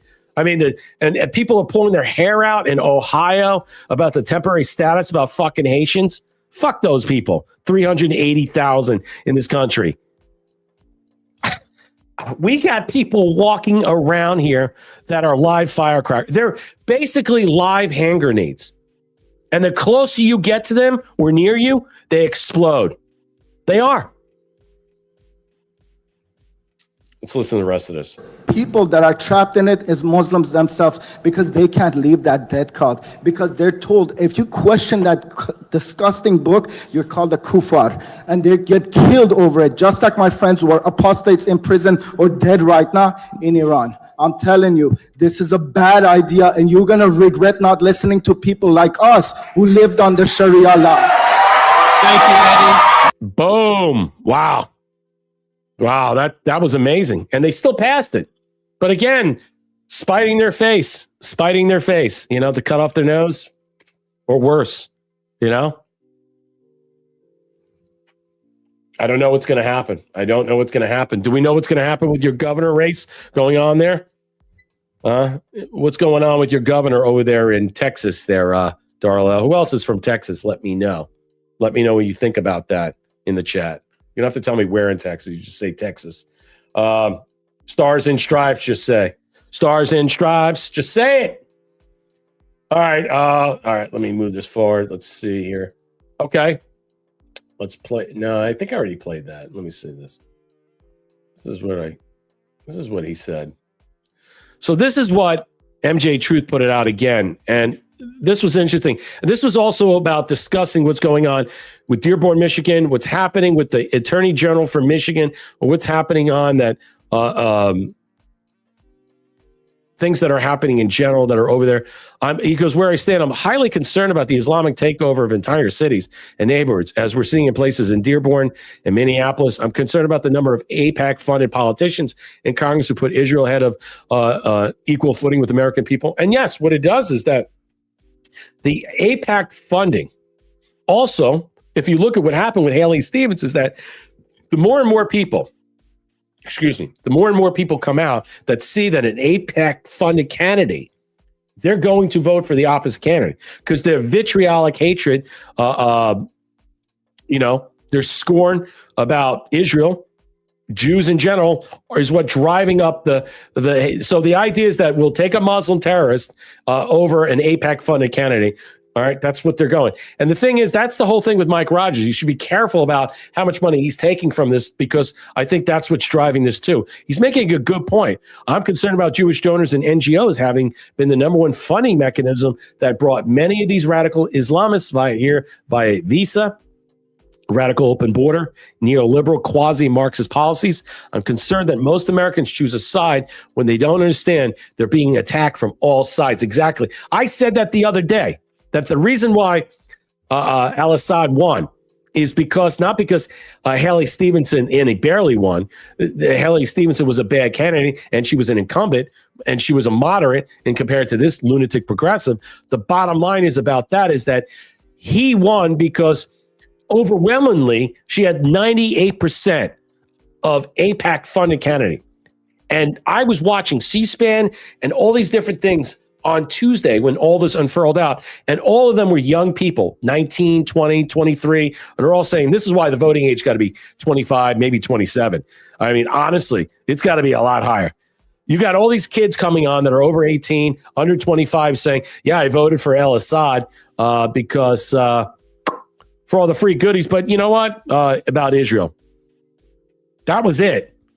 So if that was the only thing that they chose to put this, we're in trouble. We're in fucking trouble. Yeah. Tell Miriam Adelson about that. No, I think that is the Great Awakening. I think that's part of it. You're seeing the bifurcation, the duopoly of everything. The Democrats are run by what? Islamists, satanic, anarchists, satanic antichrist people. Yeah, absolutely. They are run by these batshit crazy people that will murder, rape, kill you. They don't care. All right. They're fine with that. The other hand is that you have the Republicans that get a lot of that AIPAC funding. So do the Democrats in a lot of ways, but yet they drive these things up too. They drive it through the back door and through the front door. And now what you're seeing is that you have candidates that are going against each other. All right. Islamists, socialists, Marxists, whatever, Democrats versus Republicans, maybe most of them that are President Trump endorsed, a lot of them in the primary, that are going to take AIPAC money. And that is a scary thing that you're going to see a lot of people. Now, not in all cities, not in every city, but you're going to see it in blue city state fiefdoms. And so it's going to be a lot harder for that Republican candidate to move up there unless centrist Democrats or people in the middle or people with a fucking brain say, you know what, I'm not choosing a fucking terrorist. Yeah, I think I'll pass on that. I don't want that in the morning. You know, I think in so many different ways, I think this is a very good explanation. Muslims call their buildings mosques, but the world is a lie. Walk past one on Friday and you'll see the truth laid out on the sidewalk. Rows of men on plastic mats, faces pressed to concrete, blocking traffic, ignoring the city that tolerates them. Exactly. It's garbage. This is the problem we face moving forward, and this face needs a facelift. And something has to be done about it. Something has to be done about it. Thank you, Super D, for the cookie. Who else is here? Casey Snowman, 485. Thank you for the can. Senior Polo, give to the can. Ice came to my... Okay, we already talked about it. I guess I skipped over here. Oh, yeah. Thank you again for the can. All right, read that post. Let me get back to this. I guess I'm behind there. All right, it's all about the Khazarian Jews, Muslims. Yeah. The Brotherhood. Oh, Marshall used to say they call them broom, used to sweep them in. Yeah, I think that was a good point. They do use them as their weapon. All right, that's what they do. They use them as their weapon in some way. And so that's the alignment. That's just like what Israel creating Hamas, you know, in some way, or funding them, paying them $30 million a month, some ridiculous amount of money. All right, let me move forward. Okay, this was hitting. I think this was hitting everything today. This got airplay, and I think we need to play this. I don't want to stop all this because I got more stuff to go. Okay. Cancel that. Okay. Hold on.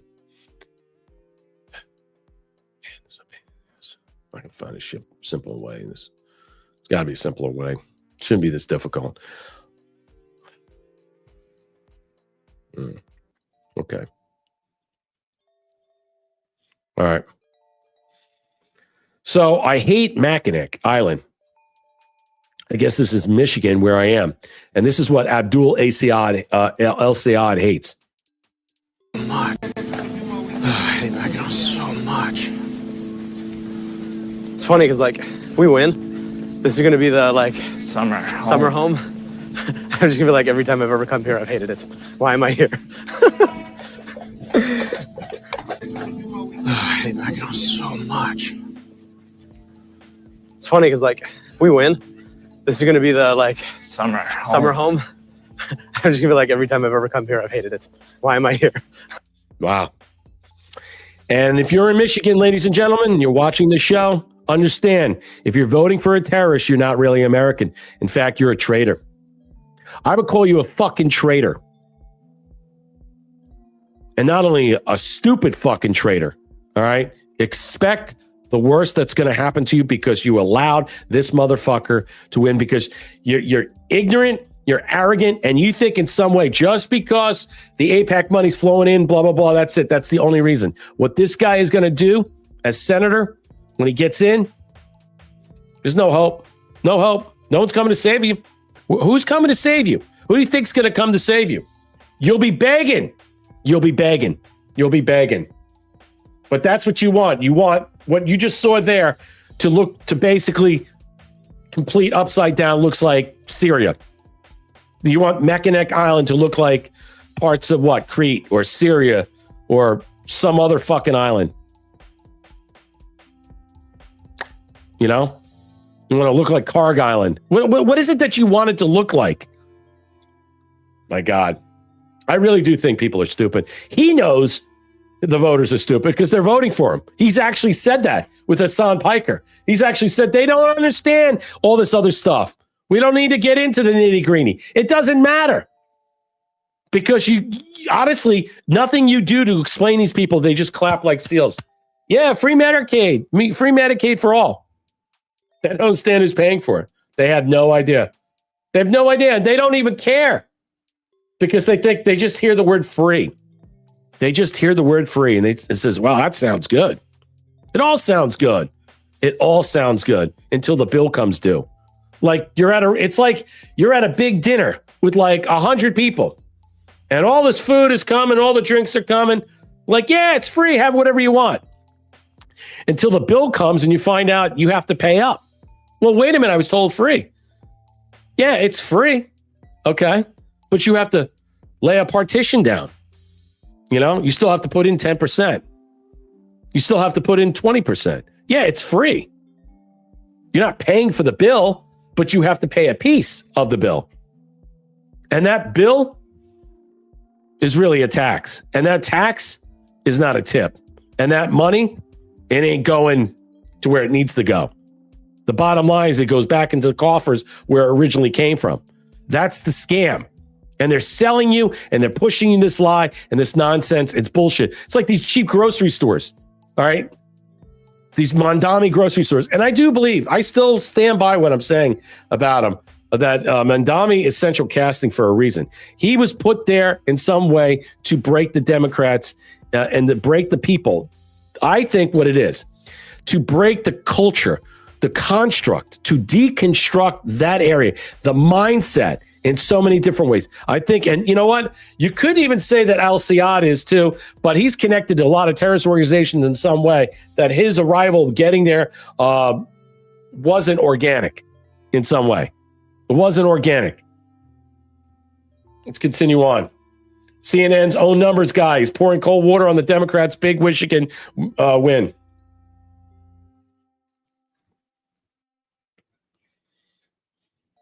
Thanks, Super D. Have a great night.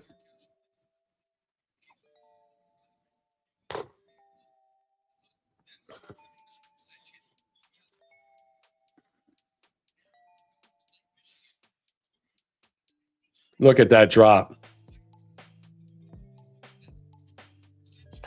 Look at this.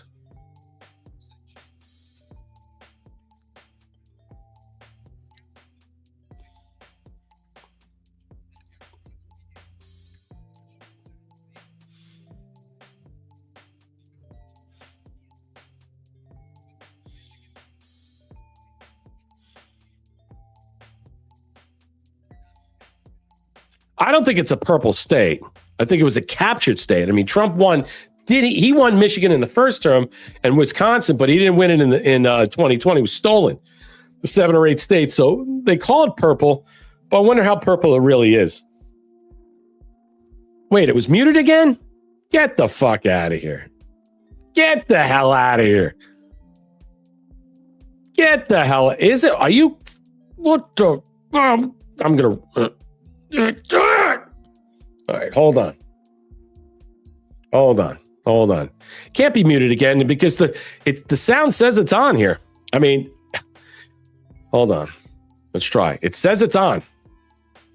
So I'm sharing it. Okay. All right, let's play it again. Let's see. One cell say can you hear it? For that nomination, says it's playing. and now that he's actually become the nominee, Democratic chances have fallen dramatically. You can see it right here. Cash your prediction odds. Take a look here. Chance to win the Michigan Senate race. You go back to April at this point in the month. Wait, it's no sound again. Chance. Look how that number has. Can you hear me? Are you telling me there's no sound? Oh, it's okay now. You guys are fucking with me. You're fucking with me, Aloha Mom. Yes, you are. You're fucked. Now it's sound. Before you said it's not. What the fuck is going on? All right, don't fuck with me. Stop. Fallen dramatically. Down we go in Lake Michigan. Now we're talking about just a 59% chance. While Mike Rogers, the Republican nominee, look at this, 21% chance, basically doubling now up to a 41% chance. So the people who are putting their money where their mouths are quite skeptical at this point, or at least significantly more skeptical, that Democrats will be able to hold on to the Michigan Senate seat with El Sayed as the nominee, though I still should note he is the slight favorite here. But given Michigan being a purple state and given where Trump's approval rating is, I think it's quite surprising that his numbers are not significantly higher. Okay, so that means in some way, thank you guys over there on Rumble, that means in some way Mike Rogers has a shot. I still think he does in a lot of ways. We still don't know where these middle-of-the-road Democrats, liberal Democrats that are not batshit crazy, that have not basically, committed seppuku in some way, are going to vote for this terrorist. I mean, I think the more this goes on and drags on, the more you find out. Senior poll. You're fucking with me. There you go. It's all rigged. All the voting, it'll be rigged. Yeah, I know. Look, I'm just saying. I think completely it's going to be rigged, no doubt about it. But here's the point. Either it's going to be rigged where they allow this to let this continue on, and then they grab them in this act and they shut it all down. It's all rigged in some way. Or is there going to be a lot of blockades? No blood pressure issues tonight. I'm trying to take it easy. There's a thing I do. Like you're supposed to do with high blood pressure. You're supposed to do this. Close your fist and do this. And I don't know. I don't know what the hell that is. I squeezed the ball. Where's the ball? I got the acorn ball. I'm like, I squeezed that. I don't know if that works either. Yeah, you're fucking with us. Yeah, I know. Come on. All right, let's go. Come on. I got time. I just want to show you that because look, is there an opportunity? Yeah. The question is, how many people are going to see the reality to the situation that, hey, look, if I vote for this terrorist and it turns out he's a terrorist, it's not going to look good. It's not going to look good. Yeah, I voted for a terrorist, mommy. Yeah, how'd that turn out? No cappuccinos? No, no, the coffee thing. I drink the black coffee. It's very good, according to what Bobby says. Bobby says it. Dr. Oz says it.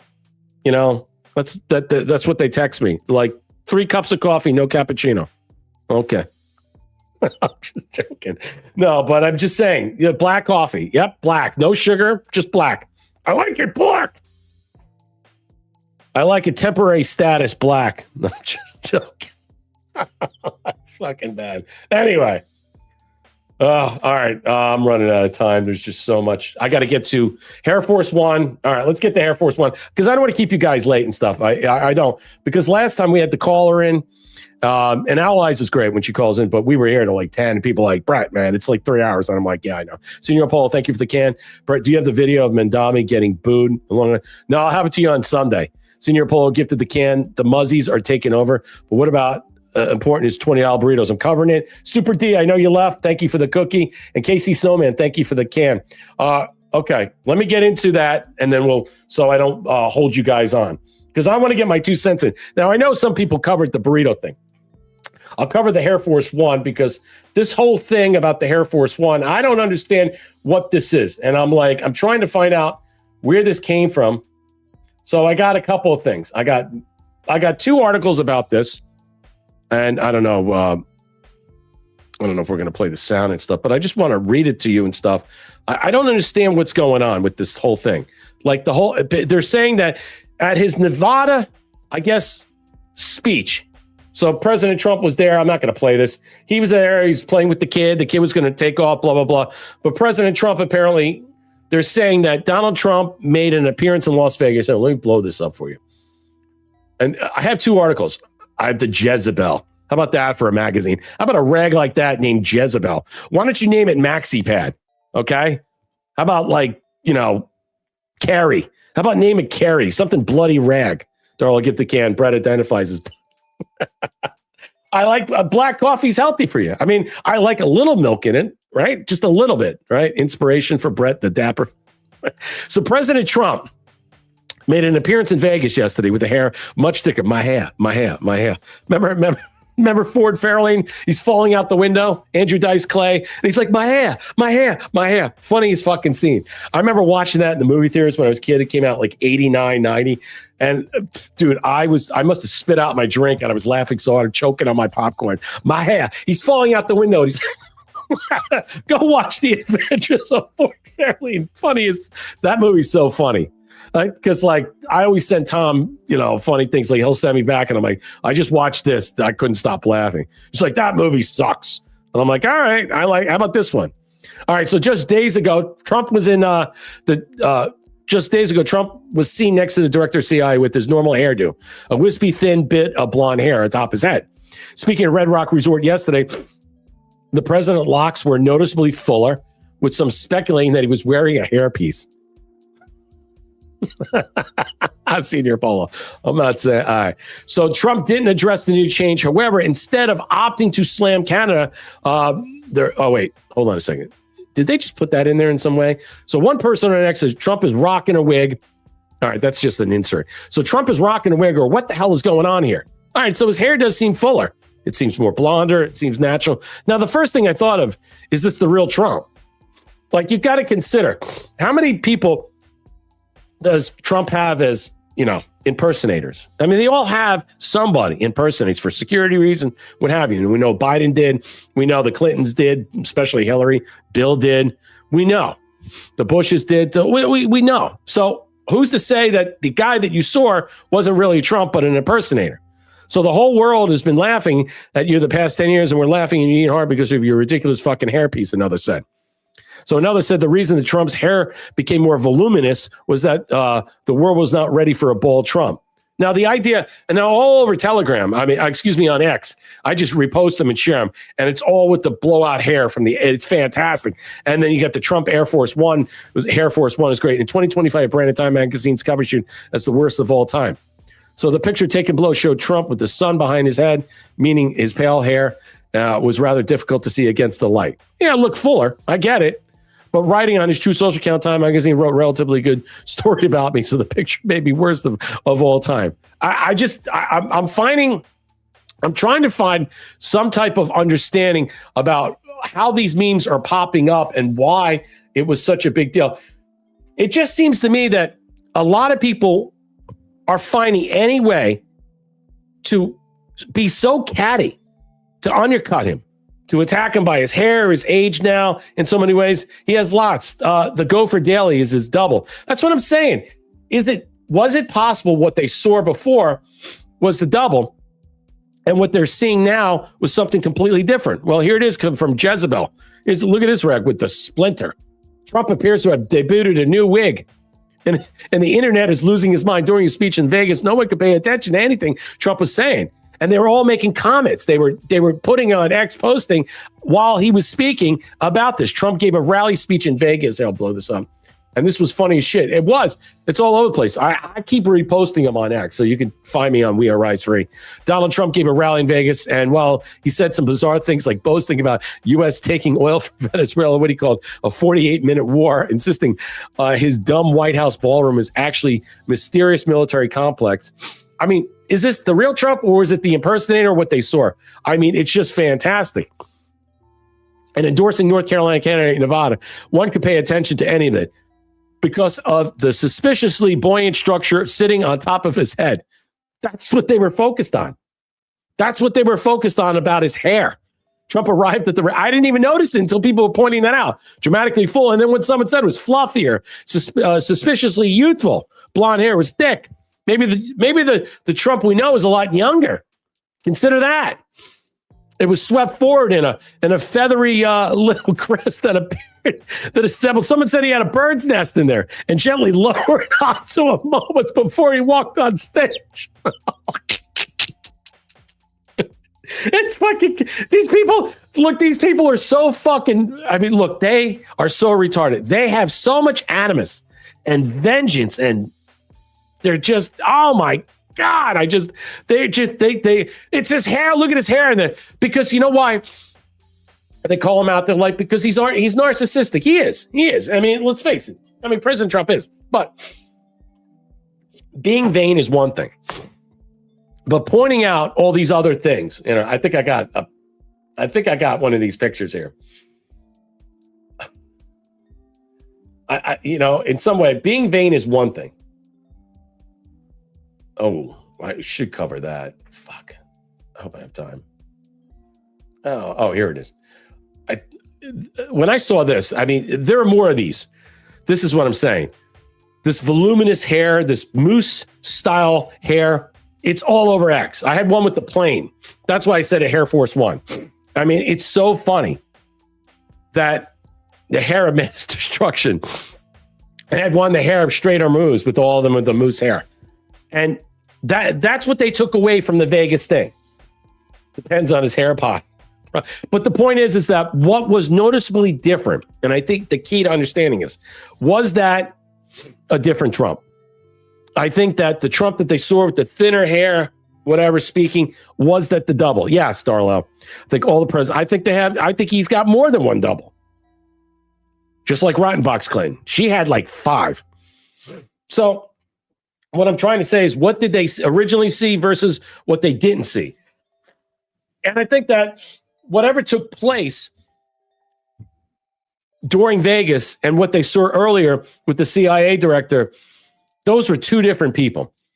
And I think and that's why all these memes are popping up in some way of saying he's wearing a wig. Well, maybe the person that's, pretending to be him is wearing a wig or is not. The real Trump is in China Mountain, straight hair moose.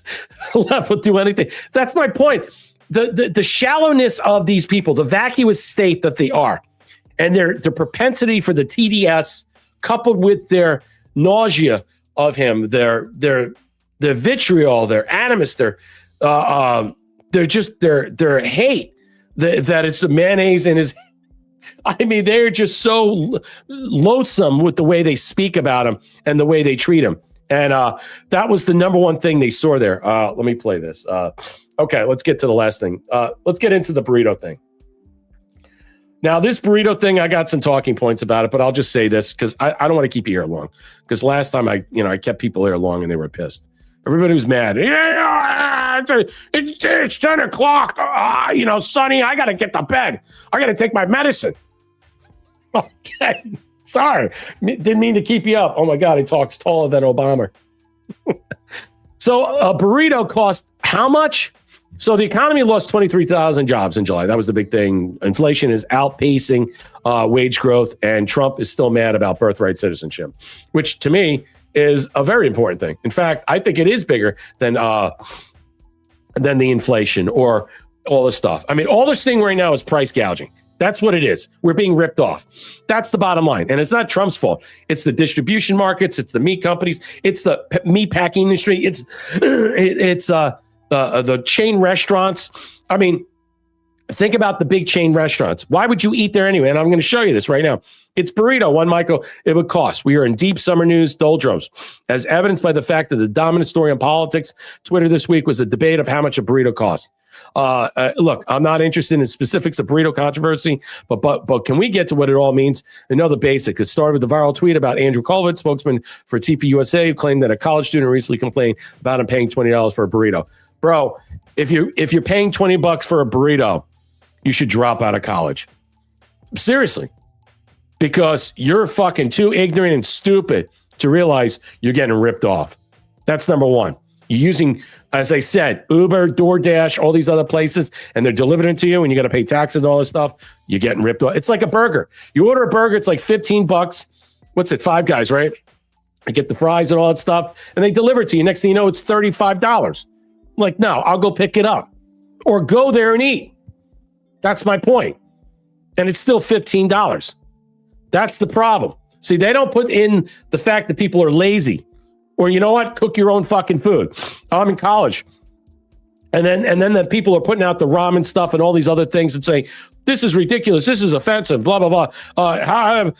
Listen, I struggled in college too. I had a place with apartment with somebody, and I worked while I went to college. Okay? So, I mean, I paid my own way. I moved out when I was 17. Stop with this shit. I know shit's expensive, but come on. Seriously. If you're paying $20 for a burrito, you're a fucking moron. If my wife and I discussed that, we make our own. The hamburgers, we agree. If it reaches a certain point of how much stuff you put on it, and plus you don't know where the bread's from, I'd rather make my own meatballs with all the stuff in it. And you know what? I like to take the beef and the veal and mix it together and then put stuff in it. That's my meatball. And then I don't have to put a bun on it. Then I can put stuff in it, garlic and onions and all the other stuff I want. Cheese, whatever you want to do. Yeah, I get a cheesy bean rice bowl burrito, $1 or $2. That's my point. Where are these people going to eat, number one? Number two, I know the Taco Bell. What's the other place? There's a couple of them. You don't forget, some of them have the norovirus in them for months.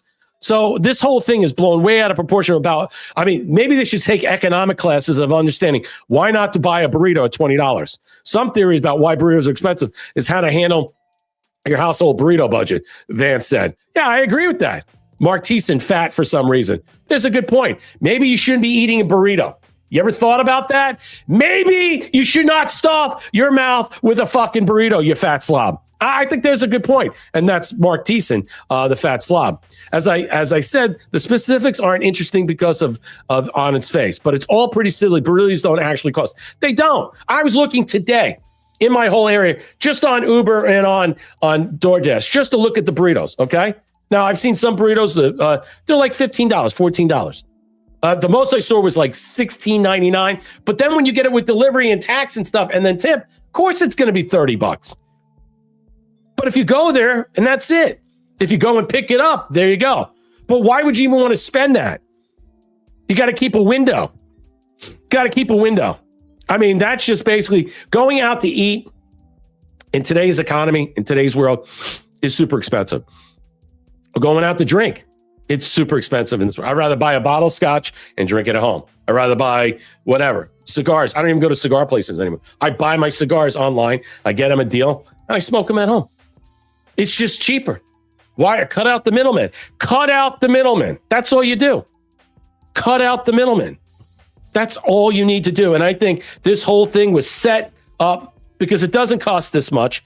You know, these things like loaded like a hot dog.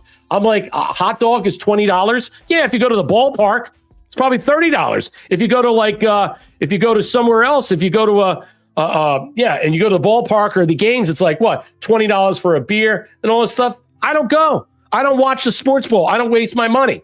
It's a waste of time. And here, Newsweek put this up. And how burritos become a cost of living. So everybody's all over the place about this stuff. You know, the wide-ranging argument over the cost of living is found unlikely a focal point. I think, let's see who put this in there. The argument is the exchange happens because it begins with conservative commentator Matt Walsh, who complained on X that the grocery store prices remain unacceptably high. The point is that the reason why they're high is because the price gouging at the pump, the distribution, the diesel, okay, the shortage of all these different things are driving this up. So when you have to pay more money for people to drive it and spend more gas, the price has to move from one place to another. Think about what Publix is. I just went to Publix the other day. I hardly ever shop at Publix because Publix is expensive. I usually go to Trader Joe's. My wife likes Whole Foods. I like Sprouts, but Sprouts is expensive. But you could find different stuff. Now, Wild Fork. I mean, what Bobby Kennedy say? You can go buy the frozen food. You can buy frozen meats, frozen fish at Wild Fork. You go and buy the frozen and thaw it, and then you can eat it the next day. And it's cheaper. It's cheaper. You go to wildfork.com. I don't know if you have them in your area or any place you can buy frozen stuff. It's cheaper instead of going buy the fresh at the store, you know, and then you got to eat it that day. So you got to consider what are the balances here. And also consider if you got, Costco $1.50, it's huge and delicious. There you go. Make them at home and cheap. Yeah, exactly. You can make them at home and cheap. And by the way, Mission, the tacos, the flour, don't get them. You know what they contain in them? Benzoyl peroxide. So make sure when you're getting the food that you get something that is gluten-free, that you scan it with some app. They have apps on your phone. I have an app. I have the English app. I forget the name of it. I have the English app. I have Yuka. Marshall told me about that. And there's an American one you can use. But realistically, and bread, don't buy bread. Sourdough bread's good. Get it frozen. That's probably the best you're going to get, unless you want to make it. I've been trying to make it at home. My wife has convinced me otherwise because it'll take a week, apparently. A week to make fucking bread. Well, I'm not, what did it take when they came over from the Mayflower? I mean, in the time period of 1600, did it take them a week to cook bread? I mean, why is it going to take me a week to cook fucking sourdough bread? I want to understand that. But anyway, addressing the problem should be the number one priority of elected leader. And I do believe a lot of this stuff is born out of the frustration and let's just say continued concert by many of these devils to attack President Trump and the administration, to undercut him, to undercut the Republicans so they don't get elected, and so they lose the election. And so so you're stuck with what? 100 Mondamis. Yeah, how's that going to work out?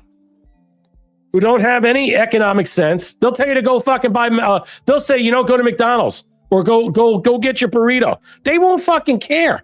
All right, the time they set up grocery stores, there'll be no food to go to it because they don't know how to do anything else. Yes, sourdough bread takes too long. I know it takes too long, but it's like one of those things I want to cook. Okay, I think that's it. I wanted to show something else, but let me get out of here. I'm going to keep showing that. All right, I just want to say my thank yous. I want to say, love Trader Joe's and Sprouts. Yeah, I do. I like Sprouts a lot. I like them better than Whole Foods. I don't know why, but I do. Ever since Amazon took over, I like Sprouts better. I like the original Whole Foods that wasn't Amazon Foods.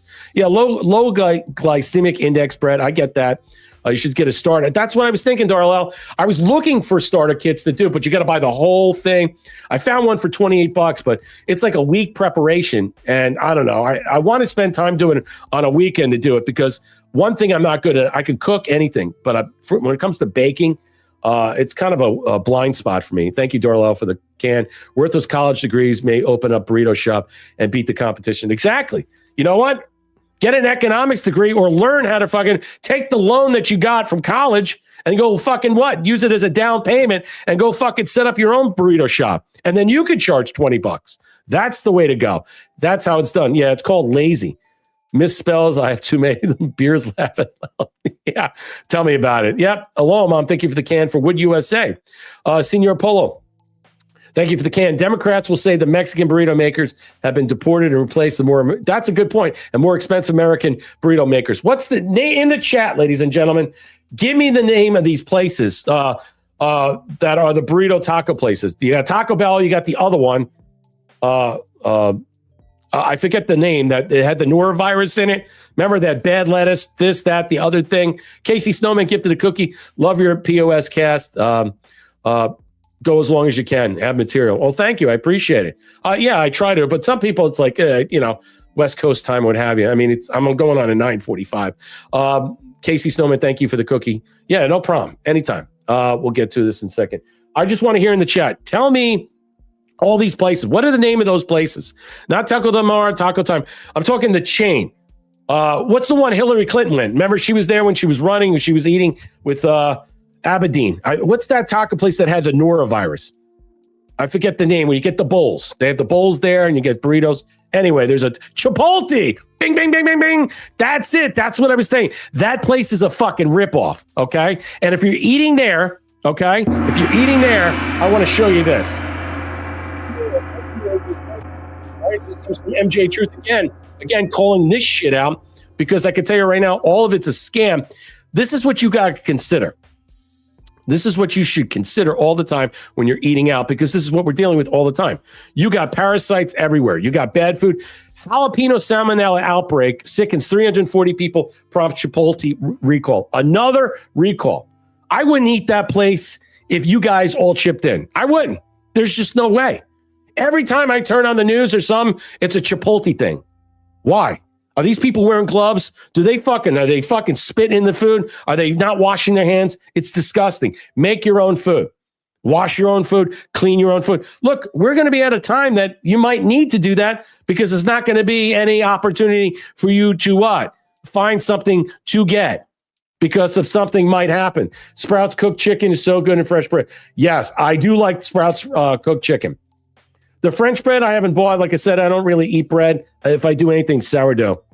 But again, I stay away from bread and a variety of other things too because of the gluten. I don't. There's no reason to. Bread and beer. I don't drink beer anymore. I just don't. Doesn't work out for me. Gout.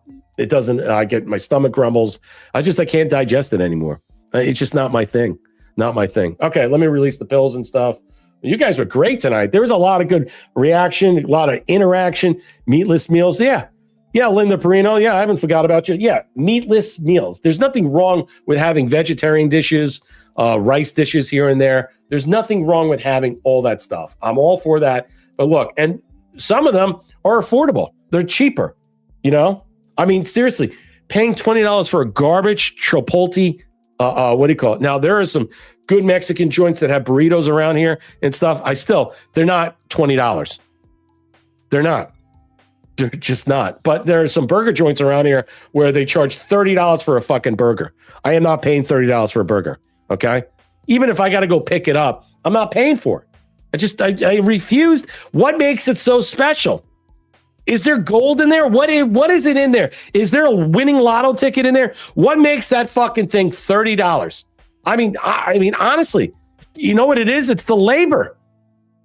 It's not even the food that they're putting together. Half the times I eat these things that are expensive. It's like garbage. And I'm like, no, I'm not eating that shit. I'm just not doing it.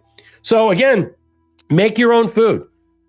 Get a crock pot. I recommend getting a crock pot. The number one thing we do in the house 3 days a week. Monday, Tuesday, Wednesday, or I do it on a Saturday. I'm going to do one tomorrow. Cook it, bring the food to my mom's, go up and see it. It's not a barbecue, I can, but it's hot, rainy, and it's easy peasy. Get a bunch of chicken. Do the Tuscan chicken. Get some breasts and get some thighs. Tuscan chicken recipe. Go look it up. You can find one online. It's fantastic. I like it a lot. Cooks well. Under 4 hours, too. Again, healthy stuff that you can get that you're not going to get sick from. I highly recommend. So, all right, let me get you guys the pills and get out of here. Thanks again for your support. Thanks everybody for dropping. Let me know when the pills come. You guys should be getting it now. All right.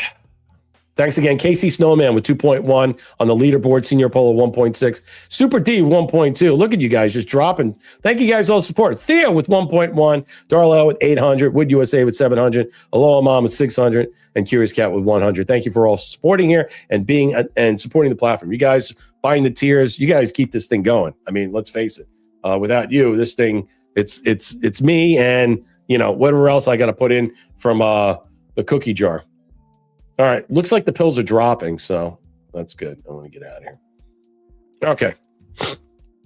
So that's our show for tonight. Yeah. Huge veggie fan. Yeah. Look, what I'm saying is a lot of this stuff, this whole burrito thing is all been in play. It's a rhino cuck, soft underbelly attack on President Trump. It's a America First garbage peeps dropping all this stuff. The hair thing, my hair thing, all that stuff is another attack. You're starting to see they're doing everything they can to come at President Trump, to make fun of him, to undercut him, to humiliate him, just like they did in the first term. They're doing the same thing, and the playbook is being drawn out like they did in the first term. That's what we're seeing. We're actually going back. Have you noticed the timeline has shifted back to 16 and 17?